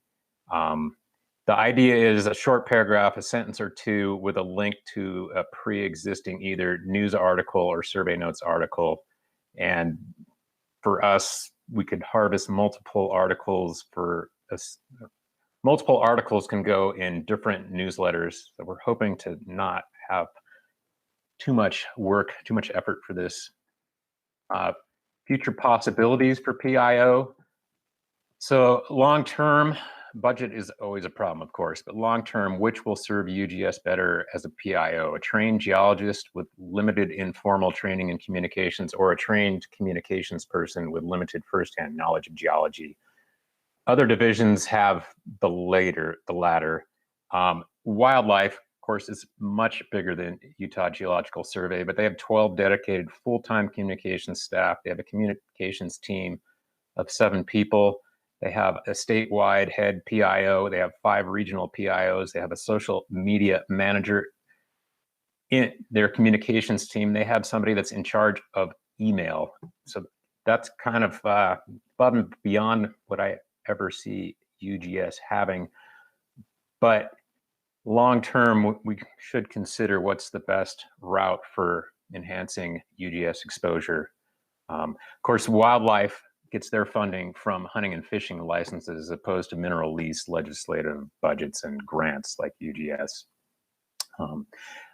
Another idea that could be considered is a shared communications professional with another division. And we hope to continue and improve our media outreach and education, regardless of who is serving as PIO, whether it's me continuing or after that. So this slide is pilfered from Bill's and modified from Bill's Geoheritage talks. Other duties is assigned. This would be an example of something that just popped up that's along the lines of public information officer duties. Of course, PIO duties are pretty close to GIO, Geologic Information and Outreach Program. So there is overlap, luckily. And I did want to say thank you to the UGS board for volunteering. I have worked for UGS for 23 years, and I hope to work for a number of years more, and I appreciate the board's support. So thank you. I have a question for you. Have you found your geologic knowledge particularly beneficial in your position? I mean, getting back to your question of which emphasis we want. Yeah, I have, but there are a lot of duties that somebody else could do without as much geologic knowledge. So facilitating, you know, if someone from the media calls and I am directing the call to a specialist. So if it's a hazards question about landslides at Bill's house or Mark's street, I wouldn't answer that directly. I would refer that to Steve Bowman or Rich Giroux. So anyone could do those type of duties. Sometimes I do answer things directly with the Mirabolite story that was in the spring before, was it spring or winter? Anyway, it was when it was still cold enough for Mirabolite crystals to form at the surface. We had multiple interviews. So Elliot Janicki is our specialist in that, but I did fill in and do some interviews because he was overwhelmed with work. So that's kind of a vague answer, but yes and no. I do use my geology background for sure, but there are definitely things that others could do.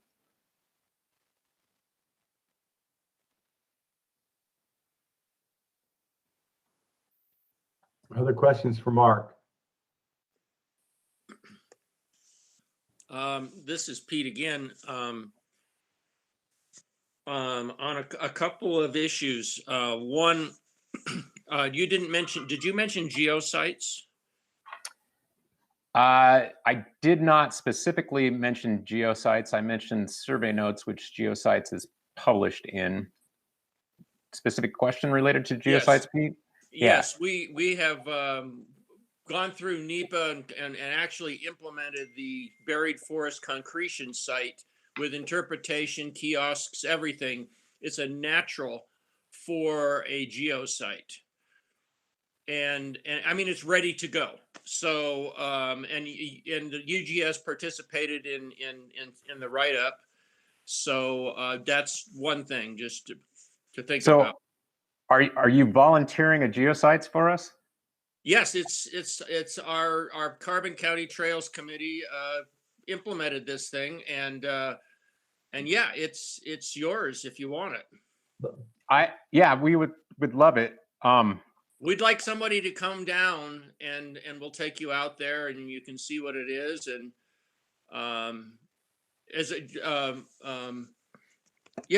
I propose that. Okay, that sounds good. Is this something you want to write, or do you want one of us to write? It's already based written. On your work. And okay. Grant Willis and the state paleontologist participated in the write-up. And right. I remember. So yeah, we've had an informal ribbon cutting, and it'd be great to have someone come down and and then you could take your pictures and see if we can get it into geosites. As long as you're willing to go through the UGS review process, that sounds like a great idea. Well, it's sort of been through an informal one, so yeah, we can formalize that. Okay, yeah. Then there's one other issue. The Gentile Wash, what do you call that? The parasequences site Hmm. that geology students from all over the world stop at. Now the way station at in Price Canyon is being moved closer to Price, so that parking area would make that much safer for students. And Carbon County now owns the property, so at least at Gentile Wash. But the commissioner, one of the commissioners, was putting that through to UDOT, and they were sort of dragging their heels and not wanting to do it. I'm just thinking, would a letter of advocacy from the UGS be in the cards? Because, you know, people are going there all the time studying those sequences, and somebody's going to get killed one of these days. And because it's really a dangerous turnout, this UDOT turnout is really a good one. It would just require a little bit of a trail be built. Just a thought about advocacy on that point. Bill? Yeah, I'll jump in there. Thanks, Mark. Hey, if you need something, we can put something together. If you want to put together some verbiage for me, then we can put it on letterhead and support you. Happy to do that. Okay, and I think that would then be another geosite. Because, you know, we're good for advocacy. You know, I've had 2 different universities ask me for support letters for expanding programs into different arenas, and we provide those. I did one last week for BYU, and I did one earlier this year for Dixie. So okay. Happy to do that. Yeah, just let us know what you need said. You know, if you have a rough draft of how you might want to look, we can make that happen. Make sure I know where it needs to go. And that one could be a geosite as well, correct? Yeah. Yeah. Like I said, we're doing about 3 a year in our survey notes, and so we can plug it in the pipeline, right, Mark? Yeah, with that one, I would wonder about the level of technicality for parasequences might That's be a above. challenge. Yeah, that's going to be the challenge on that one, because that might be above our target audience. We could say the C's go in and the C's go out. Yeah, I'm not saying it's not possible, but it's going to be a challenge. You know what's interesting is that Gentile Wash site, I'm glad that it's in county hands now, because the private landowner was a big corporation back east. I know the folks there pretty well, but it was always a challenge for them because of their liability, their exposure, people wandering in and out of that site without permission and without waivers signed, you know. So it was good to hear they moved it to the county folks. And people would park in the craziest places to hike up to it. So yeah. Okay, good. Hey, Bill, I just wanted to tell Mark, I think you do a great job. I feel like the UGS's brand and presence, at least in my opinion, as I represent the public at large, has expanded. The quality's improved. The social media, which I follow, all of it is one of my favorite posts that I see. And you're doing a great job. And I appreciate the background that you have, because I think that's reflected in the public posts that you guys put out. So I appreciate that particular way that you look at communications. I do a lot of communications. I work with our communications manager, and I understand some of the challenges you described, but I actually think the science comes through, and I appreciate it. Thank you. That's really good to hear. Mm-hmm.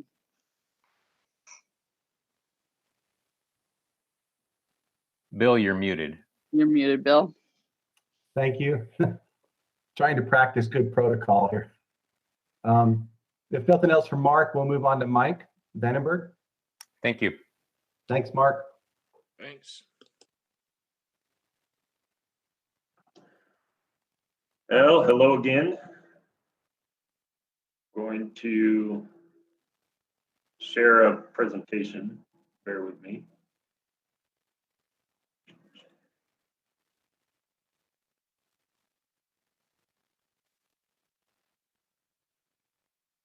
Okay, can everybody see the PowerPoint? Okay. Yes. Yes.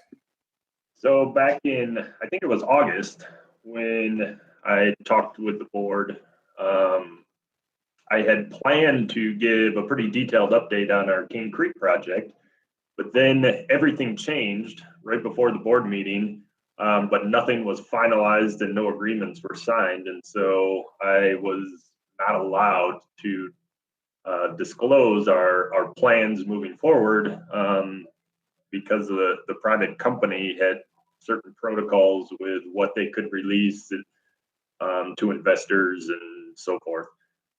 But now that's all behind us and that's all finished, so I can give a pretty detailed update on how we're moving forward with the King Creek project.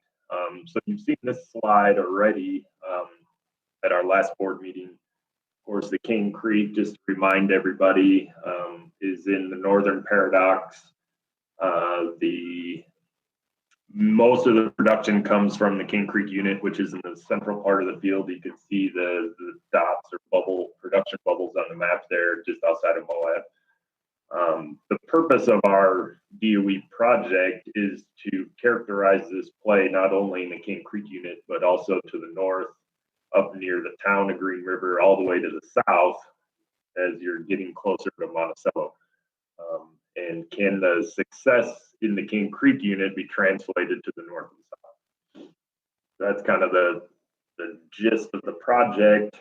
And just to remind everybody, the King Creek in the Paradox Formation is down at cycle 21, so down near the base of the Paradox Formation.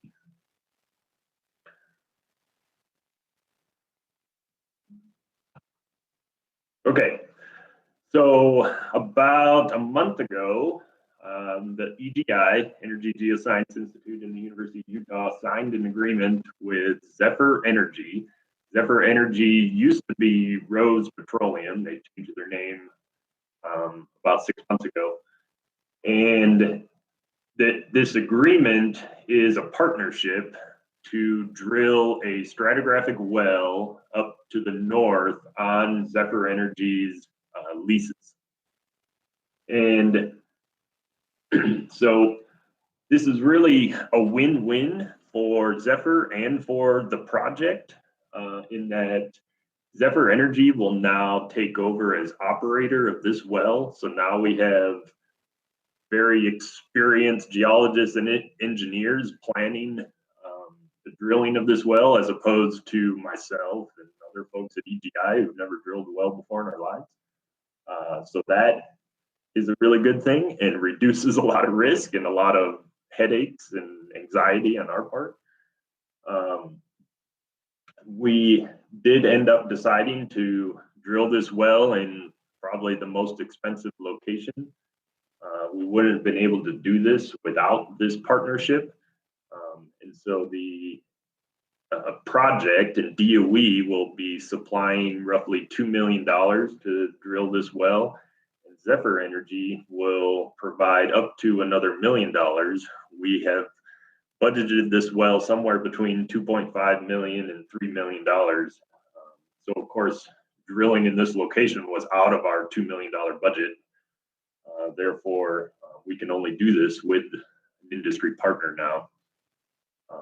So they have agreed again to provide anything over the $2 million. The TD of the well will be around 9,750 feet. The plan is to core the entire King Creek, which is about 100 feet in this location. We also plan to do a modern log suite, and then we also hope to collect sidewall cores in some of the other clastic zones, uphole clastic zones that have petroleum production potential. This will be the first time that we really get a glimpse of the geology to the north. Nobody's ever cored this far north, the King Creek, that is. And this will be the first time we get a glimpse of the geology via sidewall cores, but from some of these other clastic zones, nobody's ever cored any of these other clastic zones. So this, again, really a win-win for both groups. Zephyr gets a massive amount of new data. We're drilling this on where they have already collected very good 3D seismic.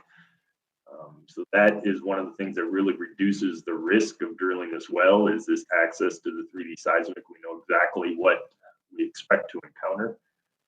But it also, gathering this geologic information will help calibrate ground truth, this 3D seismic. That was the piece that Zephyr has been missing. After the coring is finished and the logging is finished, the well will be temporarily abandoned and full ownership will be turned over to Zephyr Energy. And they have plans at a future date to then use this stratigraphic well to drill a test horizontal. So we're hoping that actually takes place during the course of our project, maybe a year from now, and that the project will be able to partner on that horizontal. But as of right now, this having access to this vertical well will save Zephyr quite a bit of money when they go in to try to drill this horizontal. So a little inset in the map on the right, this situation really de-risks this well for everybody. We have an experienced operator taking over the well planning. The drilling is taking place on a 3D seismic survey, so we know exactly what to expect. We are drilling this on an existing well pad, and so there'll be no ground disturbance. And we have the well that was previously drilled to give us information about the drilling conditions and depths. And then, of course, by picking a site far to the north, we are away from red rock country and any of the controversy that would come with drilling kind of closer to Moab area. Where is it exactly? Oh, you're going to show it. Okay. I'll show you. So here is a Google Earth, and it's an oblique view, mostly looking straight to the north, a little bit to the west. You can see I-70 in the distance and the Book Cliffs in the distance. The town of Green River is there. So we're really only about 5 miles east of the town of the Green River and maybe a mile or two south of I-70. There is an existing road that leads to the existing well pad. That road was built for the rig to access the well. The well is the state 16-42, and our research well will be called state 16-2. We are on a sitless section, which makes everything just much easier than drilling on federal land. Sitla is fully on board and supportive of this project. And the surface geology there will be spudding in the Tanunk, so the lower Mancos. And here's a picture of that existing well pad. It's a very large well pad, but way bigger than they needed. The plans were to drill a horizontal from this well. This well was, the original well was drilled in 2009 by Fidelity. They had massive casing and cementing, and so we couldn't go back into this well because nobody could drill through the amount of casing and cement that they used all the way down to TD. So that well is pretty much useless at this point, even though it's still shut in. It's not plugged and abandoned. It never had any production. But with the original plans to take this horizontal, they built a massive well pad. So we have a lot of room to drill our well, and then hopefully a subsequent horizontal well from the same well. And you can see by moving it to the north, it's maybe some people like the landscape of the Manco Shale. I find it kind of drab and ugly, but at least again, we get away from any controversy of drilling within sight of the town of Moab, which was one of our original plans with the Flatiron, or on the Jeep Safari Trail, and we basically get away from all of that. So again, this quick stratigraphy and well plan. So in the center is an actual cross section from the 3D seismic. And this is why the 3D seismic is so important to understand where you're drilling. The original well, the state 16-42, again, that was drilled in 2009, is kind of the bluish line in the center. And you can see down towards the bottom, they encountered some faulting. And, you know, without the 3D seismic, we would have absolutely no idea if there were faults down there or not. And so we actually plan to deviate our well just a little bit to get on the other side of that fault. You can see our well is just the black line to the right of the existing well. So we'll encounter the King Creek on the other side of that fault. And there's several geologic reasons why we want to do that. I won't get into that now. This is Pete. I have a question. Are you outside the environment of the Manning Canyon Shale? That would be a little deeper. Yes, we are. There's no Manning Canyon Shale yet. Because I was just looking at a map of that, and it's just a little bit to the west of there. And you're kind of at the north end of the paradox, are you? Yes. Okay. So that you can see the Hinsey stratigraphic column there on the left. So you can see what we'll be drilling through. We just had a meeting last week talking about the drilling hazards that we might encounter going through each one of these different formations. You know, a lot of clays, swelling clays in the Chin Lee, to the possibility of a lot of water in the white rim sandstone and so forth. And then the image on the far right just kind of shows the plan for a potentially subsequent horizontal well. There will be a pretty short lateral. This will be similar to this kind of a test research horizontal to prove up this play area. Mike, when you were talking about hazards, did you talk about the overpressure issues there? Yes. So we spend a lot of time. So we don't expect to hit any potential overpressure until we get to the paradox.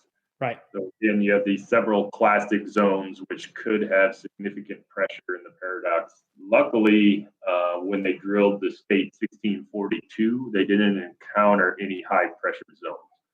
But that doesn't mean that we aren't going to. The geology and the structure is so heterogeneous that even deviating a little bit away, there's still a potential for high pressure kicks. And so we will be prepared for getting a high pressure kick. How far are you from the well that blew out 10 years or so ago? So those are much closer to the town of Green River. So just south of Green River, so maybe 5-6 miles. Okay, good.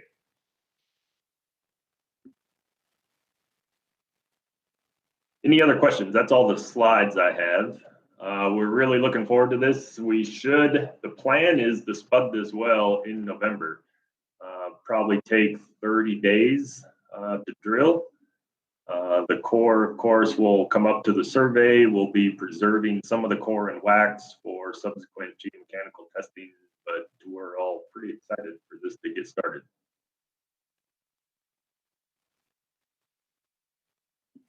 Just a comment. This is great. I mean, that this is going on in this environment is mind-boggling. Well, again, you know, Zephyr could never drill a well right now because of lack of funding. But with this, the DOE funding, again, is just a win-win for both of us. I mean, Zephyr really benefits, the project really benefits. Because this is DOE funded, all this information is going to be made public, and a lot of other companies will be able to learn best practices for drilling this area. And I mean, that's the whole point of this project. Just for the other board members, Sitla, on whose section this is being drilled, owns more acreage in this area than the normal 4 sections per township that they have.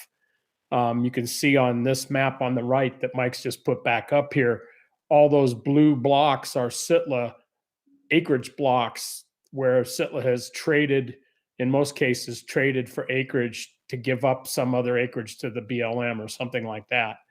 And so 2 years ago, Sitla engaged the Utah Geological Survey to study this Northern Paradox area because they have so much acreage there. So the upside for the state on this is that if this starts a new play there, either Sitla will be the beneficiary by being the landowner where new drilling takes place, or we will be the beneficiary by getting mineral lease money. This is a place where we actually could see more mineral lease money. Yeah, so the vast majority of the white, so I only have highlighted the Sitla lands on this map, but pretty much everything else is federal land. You know, you get some private land down near Moab, but vast majority will be federal land. Now, they did have a lease, they were going to have a lease sale, federal lease sale in September that included a lot of land in this Northern Paradox, and all of that got pulled kind of at the last minute. And so there's still a lot of federal land that could be leased at a future date in this area.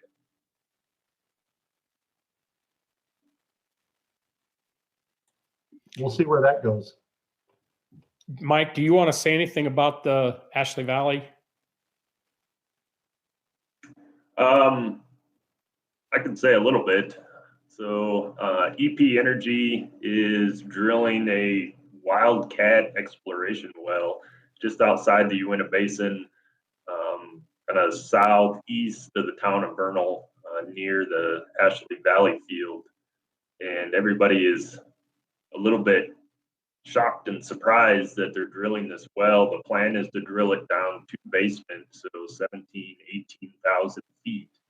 The idea, we all think, is to find another Ashley Valley type field that's maybe trapped with, there's at least a couple thrust faults related to the Uinta Basin boundary fault down there that they expect to encounter on their way to basement. And so maybe there's trapped hydrocarbons related to this faulting. But yeah, it's really interesting that the timing of such a high risk, expensive well, but it's also exciting for us. I've talked to one of their geologists already, because of course, when you're drilling a well in a new area and this deep, we would like to get samples of the cuttings at some point to preserve and to have that geologic information. So hopefully we'll get our hands on those. But yeah, we're all kind of sitting back and waiting to see how successful this well might be.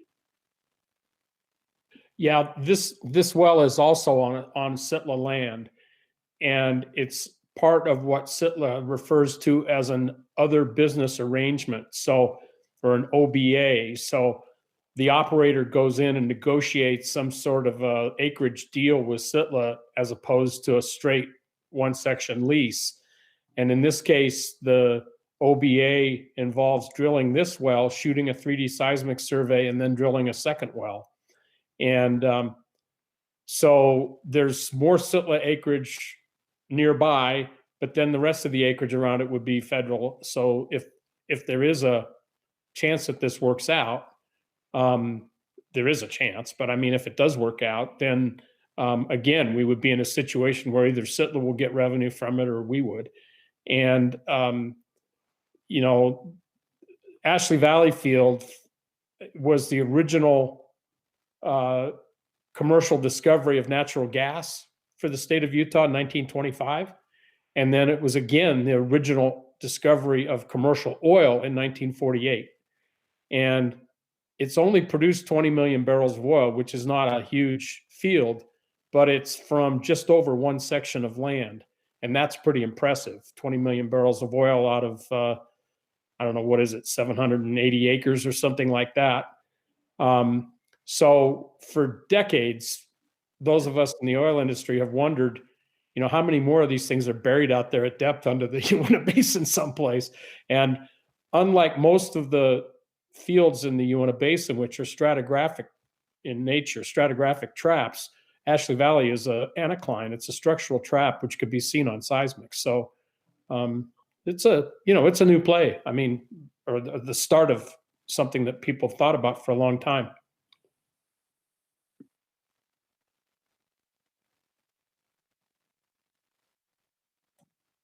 Okay, we'll move on. Thank you.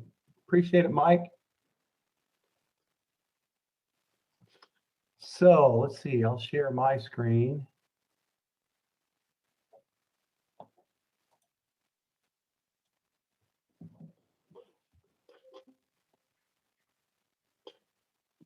Okay, so this is a really good example of how the PIO and their team can help me and the survey look good by pulling together some really good content. We had an invitation. The Academy of Sciences and Engineering is holding a seminar series of distinguished lectures this fall on geoheritage. And this last Tuesday, week ago yesterday, there was an invite for 4 state geologists from around the country. New Mexico, Pennsylvania, Utah, and I believe Kentucky, to present. And so we were each given 12 minutes to kind of talk about what we're doing for geoheritage. But I just thought you might be interested in some of the stuff that the folks like Mark and along with Jen, who's our publications manager, and Jim Davis, who does a lot of our outreach, have put together. And we gave this talk. So I just thought I'd show you what we talked about Utah. The good thing is we got a lot of really positive feedback after this, and I've told my staff that this talk is available if we want to get out in the public. If you want to use it, feel free. But it's a kind of a good overview of what we're doing with geology in the state of Utah.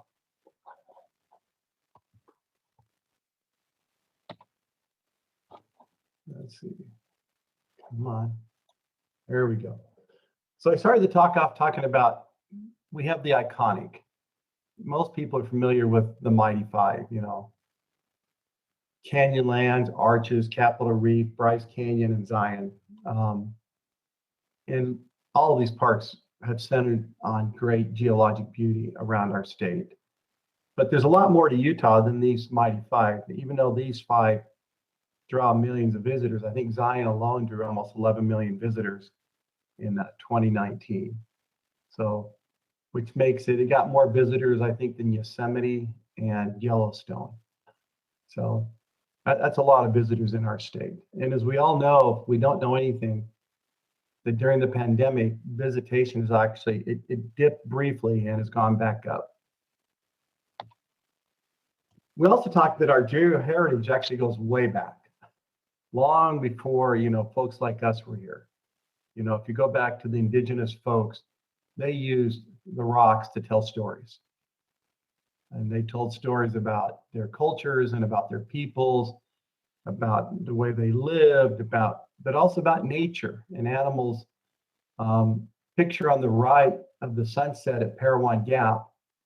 Some people speculated that at Parowan Gap, the same figure you see up here may be an artist's rendition of the summer solstice, which is when this picture was taken at Parowan Gap. There's a lot of history, and if we had more time, we've got a couple more slides that show how this heritage overlaps with indigenous peoples, with other cultures. But there's a lot of good records, and we can go anywhere in our state and find these. So with that being in mind, we also have 9 national monuments, many of which are dedicated to geology alone. Dinosaur National Monument, trainloads of bones have been hauled from here. I'm sure Mark's been out here. He lived out in this area. I spent a lot. I usually go out here every year with a group of students. In the inset is a picture, that's covered by the current structure, but this is a small remnant of what used to be here. And there's still thousands upon thousands of bones that people could come and see. Bears Ears, which has been in the news, it's been a tussle, but however you feel, it's a great area to look at geology and culture, and a great overlap of what's going on out there. Halve and Weep, I was down here with my wife a couple of years ago. I'm looking at the geology, she's looking at the culture. The point is, it's a draw for both. Cedar Breaks, I drove through there just over the weekend. Picture I had on my opening slide was not too far from here. Great geology to look at. Lesser, for a lot of people probably in our state, is going underground in the carbonates. This is the heart of Timpanogos. Another way to look at geology from underground rather than above in these caverns. Slot canyons of Grand Staircase and Escalante are a big attraction every year. Rainbow Bridge, and we often talk about the difference between bridges and arches. A lot of people don't know, but a bridge here, this is water runs underneath it, whereas arches are usually from wind and other erosion, but not a river or a stream running underneath it. And this last picture that Jim found, a USGS, I believe, geologist by the name of Dan Perkins, standing on his horse on top of this Owachomo Bridge.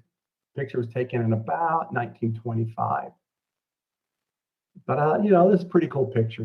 Geologists, this is something they like to go do. But I like that picture. I'm not sure I could even stand on a horse. But we also have 44 state parks. And again, with the pandemic, the visitation has just gone off the roof. We ran out of state parks passes. All the state parks ran out. We ran out of the bookstore, and we're the largest supplier probably that's not at a park. A lot of people come, they had to order more. And so 7 of them alone are dedicated to geology. And I am proud to say that I've been to all 7 of these. That they were on my list, and I've been out to all of these. If you haven't gotten a chance, go out and see some of these. But state parks that are dedicated are very cool places to visit.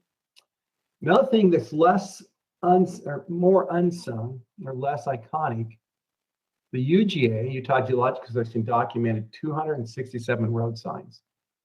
And if you want to go find out where road signs are in our state for geology, you can go to their webpage. And you can click on a road sign, you'll get a picture of what the signage is out there. I wonder if there aren't more still out there, but this was a pretty ambitious project to get all these documented. I've just dropped in a couple. One up here is one along this run here of green dots. I take students out across this every year, and we get to see the signs. And we start in Cretaceous rocks, go all the way down to Precambrian, and we come back out in Cretaceous rocks. So pretty cool sequence of roads here coming out of Vernal up towards Green River, Wyoming. So lots of signs around our state that you can take people to learn about geology. Coming back to what Pete was talking about, geosites. The Utah Geological Survey 20 years ago embarked on a program to document 3 geosites a year in our survey notes, which comes out 3 times a year. So there's a new one every month. And so we're at 60 and counting. And so we can certainly add another one from Pete, or any of you, if you've got one that's not on here, and you're willing to help write it up, we can run it through and get it posted. But we're continually adding to this one. So you can just go click on a site and it would come up. This is one I've not been to, Fantasy Canyon. So I'm gonna have to go visit that one. And we called it Geosites, SIGHTS. And those topics, they cover a wide range. The one at the very bottom of the list says mine. There's one geosite at this mine, but it happens to be the deepest pit in the world. The Milligan Canyon Mine Overlook. And backstory that was told to me is that this picture had to be taken here because this was after this part of the mine collapsed, and the visitor center had to be. It was apparently they knew it was going to. They were suspecting they might have a landslide, so they moved the visitor center off before this thing collapsed.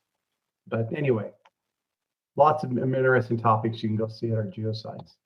In a similar vein, a year and a half ago, I believe the Utah Geological Association embarked on their own geosites project, SITES. It's not quite published yet, but about 40 articles have been written and documented with locations and good descriptions for folks. And that should be coming out soon, I believe.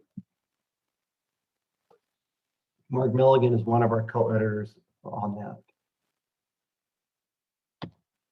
that. Number of urban parks, and I started with G.K. Gilbert. That's where this invite actually came initially. That someone was aware of G.K. Gilbert, Carl Gilbert, first director of the U.S. Geological Survey, and his very first published work with the USGS was monograph number 1, Lake Bonneville. And a lot of the great work in there, this particular sketch of his in the bottom, Stanford Bar. Did I get that name right, Mike Killen? Something Bar. What's the bar? Stockton. Stockton Bar. Thank you, Mike and Mark. Appreciate that. But he had thousands of sketches of this. And he first monograph of the USGS was Lake Bonneville. So when they were about to build a fire station in this location, they realized there's an area of active faulting. They decided to turn it into a geologic view park with all kinds of signs and descriptions. A couple of years ago, a developer in Park City was getting ready to develop out here, and a number of local geologists, also knew that in this area that there had been quite a bit of petrified wood, Eocene age petrified wood that had been found. And so the local scientists worked with the developer and the local Rotary Club, and they got together in a very cooperative effort and built this park. And the UGS, Utah Geological Survey, we helped with all the signage. It was one of the first projects I got to sign off on. It was all the posters that are up there now. And this picture was taken of when a school group came to visit, and a local was explaining the geology of the area. So these kinds of parks are very beneficial in our state. Spring Hill Geologic Park, many of you are probably familiar with when the landslide, got oversaturated and landslide reactivated and a number of homes were destroyed. And you can't, it's not buildable land anymore. So what do you do with non-buildable land? Turn it into a geologic park. And so it's a good place to go visit and understand a little bit more about landslides. So urban geologic parks are citizen driven. They're fun to get people out, and it's fun to see the local community get involved. I threw in here a picture of Spiral Jetty. Some of you know this history. An artist who is a land art, 2 words, land art artist. Had done other sites around the world, but he started hauling truckloads of basaltic rock and created a black spiral. The interesting thing is the lake level goes up and down, it becomes exposed and unexposed. And this particular time, in this picture taken by a photographer from the Salt Lake Tribune, salt crystals had formed on the jetty itself, turning it from black to white, giving it a really interesting look. We have a picture of the spiral jetty taken with a drone that's in our calendar this year. Interesting backstory. We found out after we printed the calendars that not only is the artwork copyrighted, all images of the spiral jetty are copyrighted. And there is an art foundation actually 2 foundations back in New York that own it. So I had the pleasure to pick up the phone and call and talk to them about our use and our calendar. And so be careful if you're going to publish it to make sure that you get a copyright waiver or permission from the owners of the copyright. Johnson Farm Track site down in St. George, now I've got signage on the interstate inviting people to come look at this. There's a big building, and I think they're raising funds to expand, but Dr. Johnson with a bulldozer of some sort was moving some rock and exposed these amazing fossils out there. His first call was actually to his son-in-law, who's a professor of geology, now retired at Dixie, Kelly Bringhurst. And he wanted Kelly to come out and help excavate all this stuff. And Kelly was like, I don't do dinosaurs. It wasn't his particular forte. but they've now got other professors down there and other people working on it. So again, kind of citizen driven. I hope all of you are familiar with this one, the Thistle landslide, largest economic disaster related to a natural disaster at the time, $200 to $300 million of damage, stopped the Union Pacific Railroad. I was an undergraduate student in 1983 at Brigham Young, and I actually had the opportunity to sit on this hill right here with a surveyor, and they had put stakes all across the survey, and they surveyed those stakes in every hour to document how that slide was moving. So I got to actually sit there and be part of that process and watch the slide move. This So- is Pete. I think the interpretive sign is missing there, isn't it? It's There's a gone. great pull out. It was there for a long time. I think it's gone. It's gone. It's long gone. So I looked up here. Go ahead. can we get it replaced? That's an interesting. I don't know who. You know, it was before my time here. I'm not sure who built. I don't know if it was a UDOT sign. If UDOT took it down, I guess we'd have to check with UDOT, right? I'm guessing. I don't know who owns the land on the pull out there. That's probably where it came from. I'll Ask make a note for myself. UP for a donation. I'm sorry, what? Ask Union Pacific for a donation for that and tell their story there. Yeah. It's a good idea. I met one of the engineers on the Union Pacific when I was in Houston. He was in my church congregation at the time. He was one of the guys called out to solve the problem here. He told an interesting backstory. They were ready to build that tunnel. You know, they built a bypass tunnel. They figured out the grade, how high the lake the backing up could get, and how far the water could go. And they designed a track that would get above that and not be bothered in the future. And then they went to the state and says, hey, we'll help. We're willing to build this now if you guys want to jump in and with us, and we'll get this done in the next couple of months. And the state said, you know, the state processes are so long. they can never get the state to engage. And so they went ahead without them and built theirs. And as we now know, the road is much higher even, and to where the state put the final road. But yeah, I think a Union Pacific invite might be nice. We lose heritage at times also, you know. And who's from, just kind of raise your hand or something. How many are familiar with the Goblet of Venus? I've heard of it. There's 2 hands, 3, maybe 4, okay. Back in 1947, a magazine said this is one of the most well-known sites in all of Utah. And it doesn't exist today. It was either toppled due to geovandalism or it fell in 1948 down in the Natural Bridges area. But interesting how something can be really famous and then gone and lose vision. So sometimes geoheritages get lost. We threw on this picture of Crystal Geyser.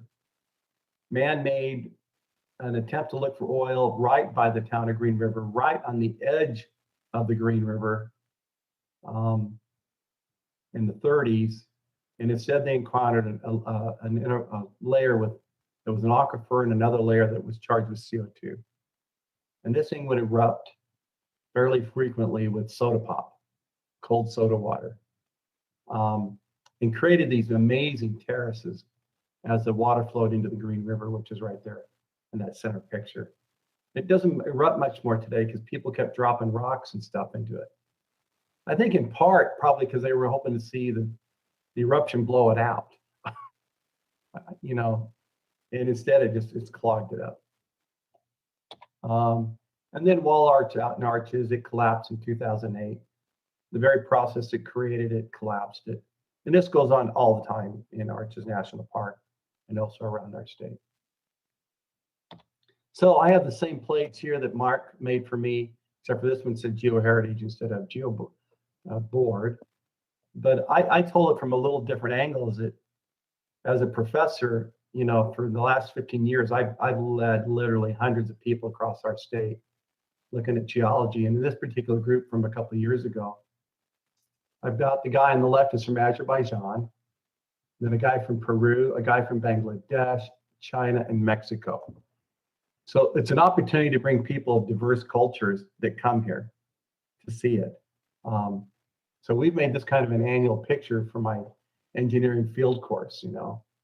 Here again, you know, you got Mexico and we had Peru and we had Nigeria. So it's a great place to bring people to show them some really cool geology. So across our state, we've got great geoheritage. And it's just wonderful to live here and share it. I tell people that if you like geology, this is the best sandbox to play in. So with that, I'm done with this talk. Any closing comments from the board? Any questions for us? Something we can do that we're not doing? Yeah, Bill, I've got a question about replacing Peter and me. Yes. What's the process for that? Have you got a committee trying to figure out who to do? Should we make recommendations from our area, or how does that work? Good questions. Darren Bird and I have visited about this about a month ago. Technically, it's an application. There's an online application that anybody can fill out that wants to be on the board. I think in practice, what has happened, and I wasn't here when any of you were selected, so I don't know for sure, is that we start to look, you know, I would certainly take suggestions, and I'm willing to approach folks to see if they would be willing to be on the board. I know at one point I got approached by John Baza to be on the Doggin board, for example. And then the person that was supposed to be cycling out like you guys convinced the governor to appoint him to a third term. So that position didn't become open. That person was just recently replaced. So I was approached, then I went online and I filled out an application. And John Baza approached 2 or 3 people. He didn't want it to just be one. So there was at least some choice because in the end, the governor is going to appoint. So if we had, you know, 3 or 4 people, you know, that we think would be good that chose to apply and the governor could choose from them, that would be great. And if we want to form a committee, we can, we don't have to, but if you've got individual suggestions that you want to reach out to or you want me to, I'm happy to entertain those. This is Pete. I would recommend Becky Hammond. And Becky was also a member of the State Map Advisory Committee, and she might be a natural for that as well. What is Becky She was doing? a head of fluid minerals with BLM before retiring. She was? Yeah. I think she was head of fluid minerals with BLM. That's right. Okay. She was so that's my recommendation. Okay. If you have contact information, please share. Okay. Thank you. Okay. So we can take recommendations online, offline, but it is a public position that anybody can apply for. And ultimately, we would probably make some recommendations as who we thought would be good. Ultimate decision comes down to the governor. So we'll wait till the new governor's in place to do that. Because your terms don't expire till April, so that's right there. Okay, Bill, sir. I just wanted to point out that the personalized Utah plates UGS board is available. So Mark or Pete, you can be on board member forever on your car at least. So what I did not know is that apparently on the DMV site, you can go in and pull up a plate and check out. If you want to personalize a plate, you can see if it's available and it will give you a preview of what it looks like. Isn't that correct, Mark? Yes, that is correct. So then you just screenshot it. I have a plate that says GEOLRCKS, Geology Rocks. I have that on my car. So I have immortalized that name. Okay, I'm done. I don't know. Elissa, I believe it's yours to close or do whatever you want. Sure. It's now 10:58 a.m. and Do we need a Nobody motion to adjourn? Pardon me? Do we need a motion to adjourn? No, we just Okay, need, good. I could just adjourn it unless anybody else has another comment. I wanted to thank Bill and all of you from the UGS. I thought that was very informative and appreciate all of your work, always in awe of your work, and want to thank everybody for attending. Does anybody want to go to the Red Iguana for lunch? Yes. Next time. I am so looking forward to meeting with you folks in person and sharing bagels and juice and apples with you. Yeah. When is the next board meeting, Bill? Have we? I don't think we set that calendar yet for next year, did we? Not that I'm aware of. We did propose some meeting dates at the last meeting. I can check those minutes real quick. Actually, I do. I see January 20th. Got it? Okay. Okay.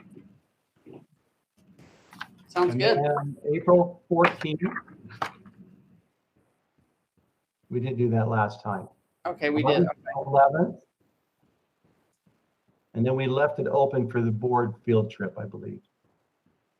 So January 20th, April 14th, and August 11th. Is that correct? Yeah. Okay. Yes, Okay. that's what I have. We'll put Can I put it that- on my calendar already?